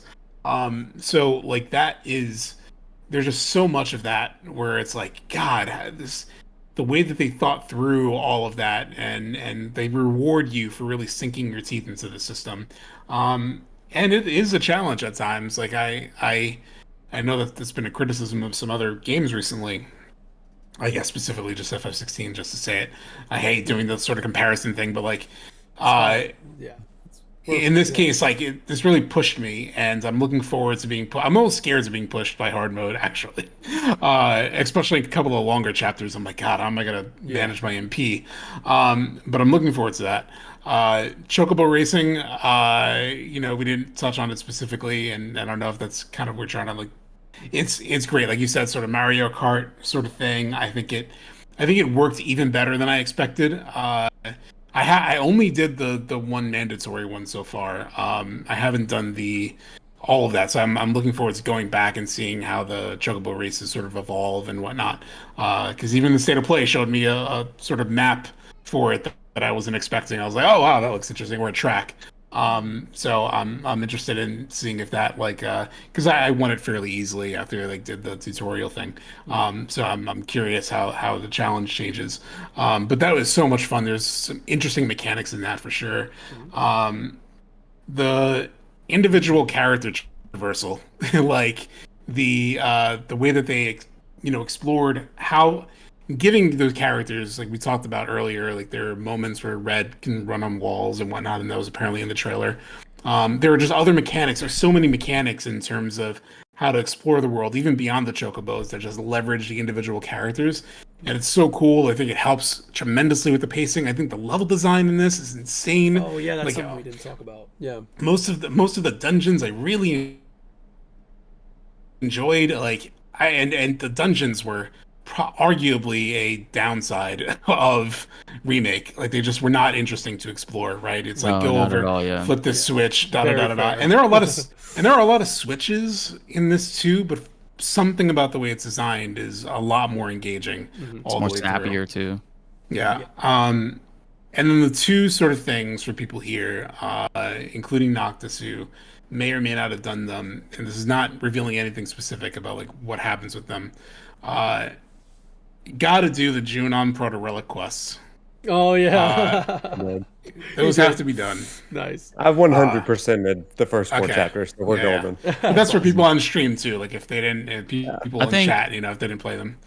I think honestly, they're all like really, really important. The Proto Relic ones. I did one last night, and my chat was egging me on for days about doing it. I'm just like, all right, shut up. I'm gonna do it. I wonder if it was the one I did, because it was the one I was about to mention. I'm not gonna say anything specifics, but it was a friend of mine. Yeah. I think it's fine to say the region, just so people can know. Oh, Cosmic Canyon. Yeah, it was the Cosmic Canyon Proto Relic. The world didn't tell us how it shows up on the map, or Phenomenon didn't tell. A friend was telling me, he's like, you got to do that one. And I was just trying to go to the end of the game. It was yesterday. I had 2 chapters to go. And I was like, I'm just going to mainline it. And this person was like, you got to do them. And I was like, fine. I was like, I don't want to spend like 2 hours. Like, what is the name on the map? Like, where's the location? And they pointed me toward it. And I did the first one. And they said that I only have to do the first one. I ended up doing all of them. I did all of them over 2 hours. I spent 2 hours just doing this side thing. I actually haven't done the Cosmic Canyon one yet, so I'm excited about it now. Beck's badass. Like there's moments doing some of these quests that feel like they're actual scenes from remake, like scenes that you had, mandatory scenes, like with great voice acting, great funny moments, and all this other stuff that are just in the side quests that a lot of people are going to miss, which is something I love, by the way. It's like I love getting to the end of a game and somebody's like, hey, did you do the Cosmo Canyon one? And I'm like, no, but now I really need to. Like, I need to go back. I was going to anyway, but I am excited. We do have chat saying Fort Condor might have been downgraded. Who said that one? I feel like they downgraded. Marius Ball said that. I would agree.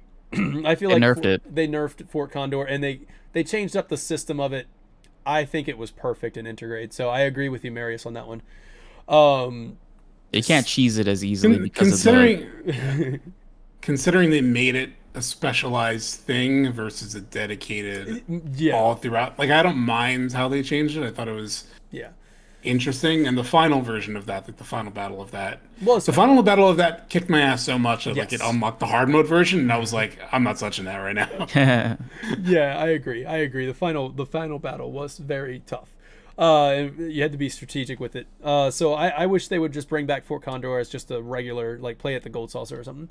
Because I really love that one. But Yeah, so I think we can kind of wrap this up a little bit. I think we had there was a question about performance. How was performance for you guys? I think we talked about it a little bit. I think it looks like Blitz actually commented it too. Blitz says that, you know, used to be performance only, but graphics mode has converted me. So too beautiful in graphics mode. So thank you for responding to that.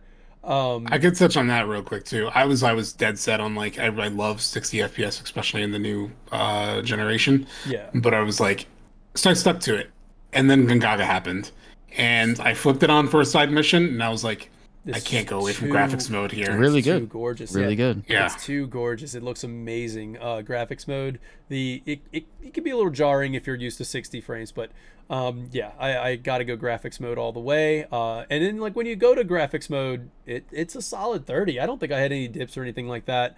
And if you do choose to go performance mode, that runs very smoothly as well. So I don't think there's any like hiccups to it. It just doesn't look as great on performance mode. It looks kind of like Vaseline was smudged on your screen type thing. Like it just kind of, it looks a little blurry.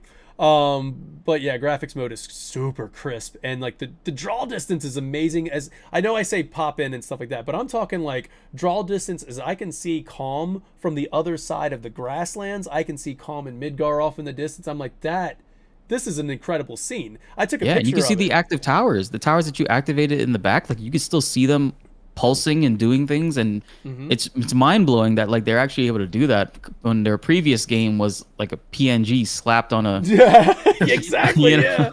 Yeah, you're right. You're right. And like even going up the highest point in the game, which is probably Cosmo Canyon, and like you look down at from Cosmo Canyon, I'm like, wow. You usually got to do some game development tricks and do some fog or something, like, you know, block that out. You can't just do that, but they do a great job with it. So graphics mode, and it's crisp. That's my purpose of bringing that up. On graphics mode, it is super crisp, even far away, like Midgar, far off in the distance, super crisp.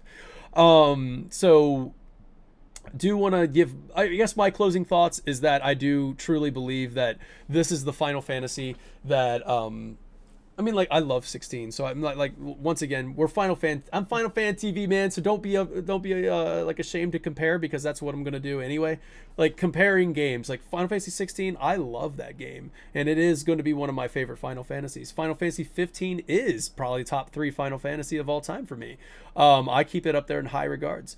But with Rebirth, there was a moment when I thought this was going to be the best Final Fantasy ever made, and there was moments when I couldn't believe I was thinking that. It almost felt like a sin to think that. Like this is no. So there were moments when I really feel like Rebirth did such an incredible job remaking, paying homage, like just respecting the source material, making this and then enhancing the source material. And there were so many moments where I felt like this was it. This is the remake that I had dreamed about for years, and I'm playing it. It is in my hands right now. I can't believe that I've actually played this game. Like I just can't believe that it's real. It exists, and I own it. It's right there in my living room. I can go play it now. You know what I mean? Like it's right there. I can experience the world of Final Fantasy like this. And that's one thing that I want to say, because I put it in my review. I wrote it down, and I was like, I freaking highlighted. I was like, I love this line. I love this line that I wrote. You know what I mean? I was like, Night Sky Prince had the better line, but I like this one too, okay? All right, so listen, man. The character, like the planet, is one of the main characters of this game, and it's the best character. Like the planet is the main character, and oh my god, dude, going from a military fortress to amusement park that I literally felt like I was at an amusement park. Like I was like, this is freaking awesome. Like the gold saucer. Yeah. Felt like I go to Universal all the time, bro. It feels just like that. It feels like that. Yes, exactly. And like even like the music kind of playing on the speakers rather than in your ears, like you can hear it kind of playing. I'm like, dude, this is so good, man. So the gold saucer being an amusement park, a gilded amusement park, a beach resort that like just changes the entire biome of what you're looking at, to red clay canyons that span so far off. Like the world feels massive. And like freaking the caves and dungeons, like the mithril mines looked amazing, like really beautiful. The jungles of Gongaga, the open seas, the mysterious locations that you're gonna get to. It's just like this game has so many different biomes and unique locations that just felt like a joy, like something that you wanted to visit. Like you wanted to visit these locations, and that's the essence of an original like Final Fantasy game, like a classic Final Fantasy. That is the essence. Like going to these locations that feel unique, they're alive, people talk, like there's history to them, and Rebirth kind of recaptures an essence to that. In such a great way. And that's not to say that 16, 15 and those games didn't do that, because they did a great job with that as well. But like when you think about 15, the town Altissia was great to like there were towns out there, but they weren't as grandiose as like going into freaking Gold Saucer, or like walking across that bridge to Gongaga and you're not Gongaga, to Cosmo Canyon, and you're just like, why? How? Like, how did they do this? Like, this is a full-on village. Yeah, I'm looking at those huts that they built into the rocks, and I'm like, I would never sleep there. I would. Damn, that shit looks cool. I would not live here. And like, if you read the region intel on it too, it's like I would not live here. But it's amazing. Even the world building from NPCs, and they're talking about it too. There's I can't say it without spoiling anything, but like, there was just a moment where it's like, of course Cosmo Canyon has this element to it, but I didn't think about it, until actually being there. Yeah, man, of course it does, right? Like, going to Costa del Sol, of course it's like this. It's just freaking great. And it's just, and like I said, it's not just your average. You can see this in the real world. Like, it feels like a fantasy world that you're part of, which is another big thing. Like, the environments are exciting to look at. They're exciting to traverse. If they could fix some of the mechanics that I feel like can get a little bit better. There are hiccups here and there that I feel like they can improve on for part 3 or an integrate of Rebirth. But man, just I am blown away by this game, and I'm excited to just keep playing it and living in that world. I'm very curious of what your thoughts are on the story, and I'm curious of what everybody thinks. And because like, once again, it is the thing that I feel kind of held it back from greatness, from perfection. And I'm not going to be it's not like a super critical thought. And that's the other thing too, that I want to kind of put out there as well. Like, I'm not going to be super negative about it. It's just something that I'm like, it was there, you had it, couldn't we had it all, or something like that. I don't know, my voice is cracked out, I can't sing it, but man, like, we could have had it all, we could have had it. But I'm excited to see what you guys think, and I'm excited for the next 3 or 4 years where I can be convinced that, okay, it works. Just like with remake, but remake hit in a different way for me. When credits rolled in remake, I was definitely in a bad mental space. With Rebirth, credits rolled, and I'm not like, it wasn't the same feeling. So I'm really excited to talk about it. I want to get those thoughts out there, and I hope everybody watching right now can join in next week as well. Same panel, big discussion on the story. But this has been just a lot of fun talking with you guys. I was really excited to share my enthusiasm, and then you guys feeling the same way about it. Prof, I'm really excited for your journey to continue, and you get to see more and more things. I feel like Subtext said, now you're on freaking part 2B. Like, now you're there, baby. You're like, this is gonna be crazy for you. So if you want to watch more of Prof play the game for the very first time, you can check him out on do you stream on YouTube exclusively or Twitch? No, I do both. But next week, I'm putting out a new series called Chronicles of Rebirth. It's not a live replaying of Rebirth, but it's like a 20-25 minute summation of each chapter where I'm giving like insights, reactions, and things like that. So I like that. That starts next week, but that saves me from it saves anybody that watches me from my mindless wandering, because I spent 150 hours my first playthrough of Final Fantasy 16. Nobody wants to see that, right? So I'm helping. So that's awesome. And then also doing a playthrough right now is Blitz, and you know where to find Blitz. But go ahead, why don't you tell them where they can find you, Blitz? Guys, you can find me on YouTube and Twitch, BLTZZ Blitz. I do all sorts of things now, but of course, with Final Fantasy VII, that's going to be our bread and butter for the next. How long? I feel like I'm going to be playing this game. I played Remake for a good 2 years, found Yeah. so much content to make out of that. This game feels like a solid 4 years. By the time I'm done with every ounce of content I could possibly make with Rebirth, Part 3 will be out, and I love that about this. And it's exciting. And I do want to touch on something that Professor Noctis said earlier. I think for the series, I think for Square Enix in general, for the future, consider please the elements within Final Fantasy VII Rebirth that made it and make it as amazing as it is, and as much as everybody is enjoying it. This is the most enjoyed Final Fantasy universally in the last 20 plus years. I think for 17 and future iterations of whatever Final Fantasy games that come out with, this formula is something that should be studied, followed, and something that they strive to aim and hit. Because honestly, I'm blown away by it, and seeing people that hated Final Fantasy, that hated Remake, that hated a lot of previous games, that's come out and just flat out say Rebirth has won them back over. It's a testament in its own. And I will say that I do know that they strive also to make every game its own thing as far as combat mechanics goes and certain gameplay elements. I appreciate that, and I think that's a really cool thing with the series.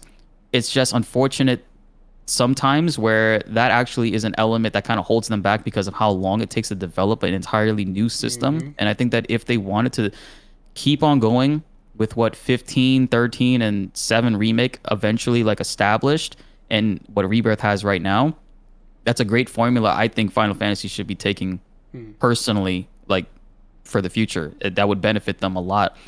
And of course, they could still have their turn-based games. Turn-based games are still great. Looking like the Persona series, they do such a fantastic job with their turn-based, and everybody loves it. I just think that for the vision that they're trying to take their series, it would benefit them a lot more if they really just take these notes from Rebirth and implement them into every project they have going forward, because this is a really good recipe for success. Dude, so well said, man. That, I agree. I agree with you. I think 16 established something too. I don't want to discount 16.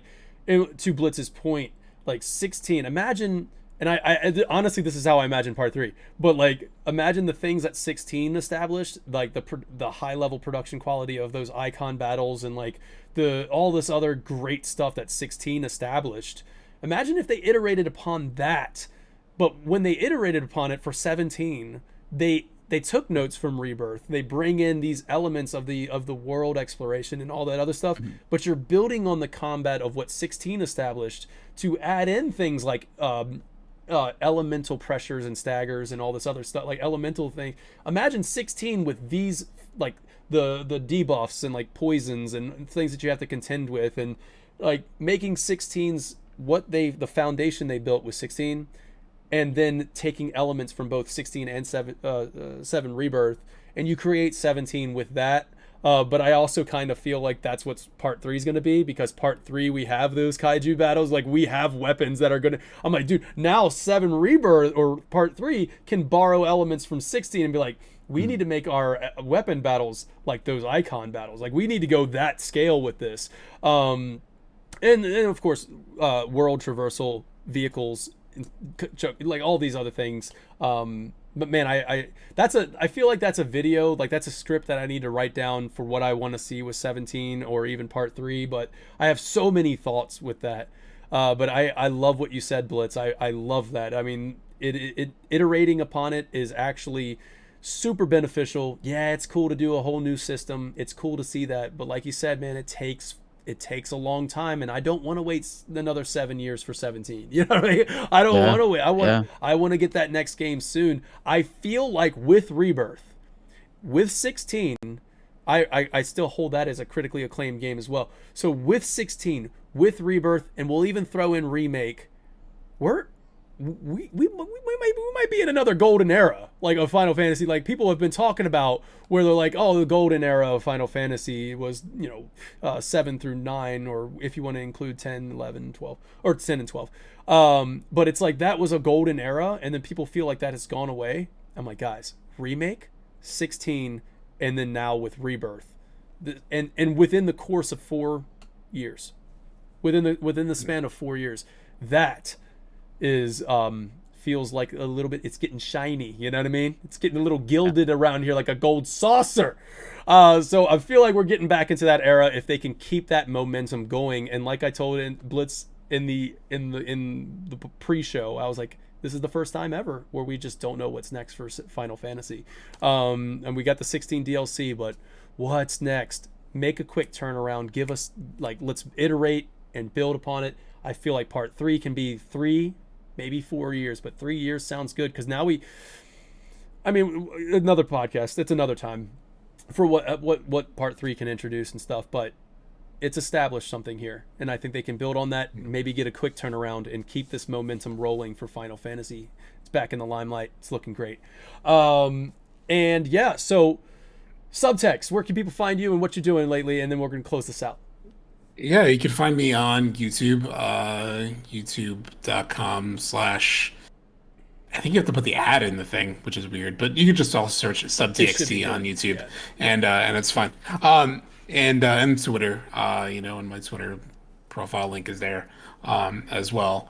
And just to build on something that Blitz had said, because it's something NSP made a whole video about at one point, and I was trying to find, as you were mentioning it, the name of the video. I can't remember what it was, but he talked about sort of like having that basis. Mm-hmm. Because I talked about that earlier. Like, I love having the innovation, but when you really look at 1 through 9, they're all generally the same sort of input mechanism, but then the systems around it change. And after that, they kind of just try to reinvent consistently, because they were also trying to bridge into action and whatnot. And I totally agreed with this take there. I even wonder, as much as I love 16, if that is really something to chase gameplay wise, just because they found some gold here, man. Like, the combat is just so insanely satisfying. It's hard for me to imagine another iteration of 16's combat that would make me feel the same way that Rebirth does. And like, it sounds like a slight at 16, but it just is kind of is what it is. Like, there's something about this system and all the optionality and strategy and whatnot that it brings to it that's like hard to walk away from. And I was thinking of that iteration thing of like, yeah, they're doing that, NSP, they're doing that within Remake. But then the next thing but now I'm like, man, I can't imagine just only having one more game that has this system. Like, it's too good. It's too good to walk away from. Too awesome.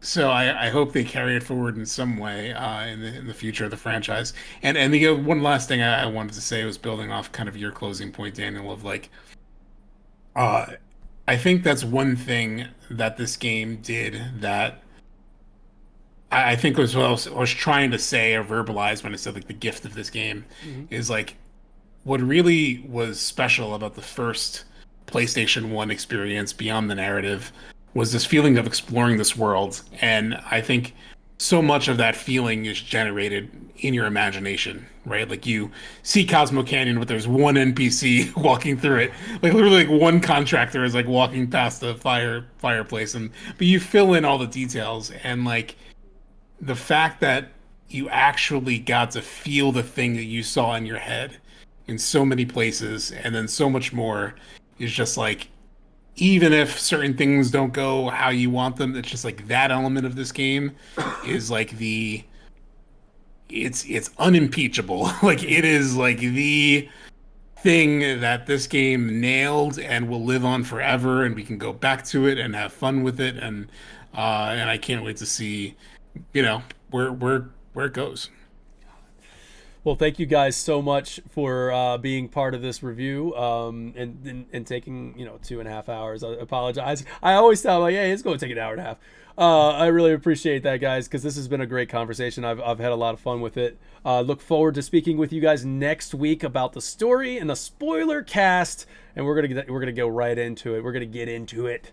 So if you guys have beat the game by then, everybody watching in chat, if you've beaten it by then, come on in, and then you can feel free to let loose with all your thoughts on the story. I really appreciate everybody in chat keeping it cool today. Like, this has been great. No spoilers in chat. So thank you so much for respecting that. And it's been, honestly, it was one of the reasons why I stopped doing content for like a whole month, because I was like, I'm not going to go live. Somebody's going to jump into chat and just be like, hey, I heard what happened. There was leaks. But you guys have been really cool. So thank you so much for that. And I look forward to seeing you all next week. Thank you to everyone who has subscribed during this podcast. We got a lot of subscribers during this podcast, and I'm grateful. Thank you to everybody who did a membership and gifted the membership. Blitz, thank you so much for that at the top of the show as well, man. I really appreciate you. And yeah, just thank you so much for your time, and I will see you guys next week for the spoiler cast. Until then, take care. Choke a bye-bye then. You know what I mean? Choke a bye-bye then. All right.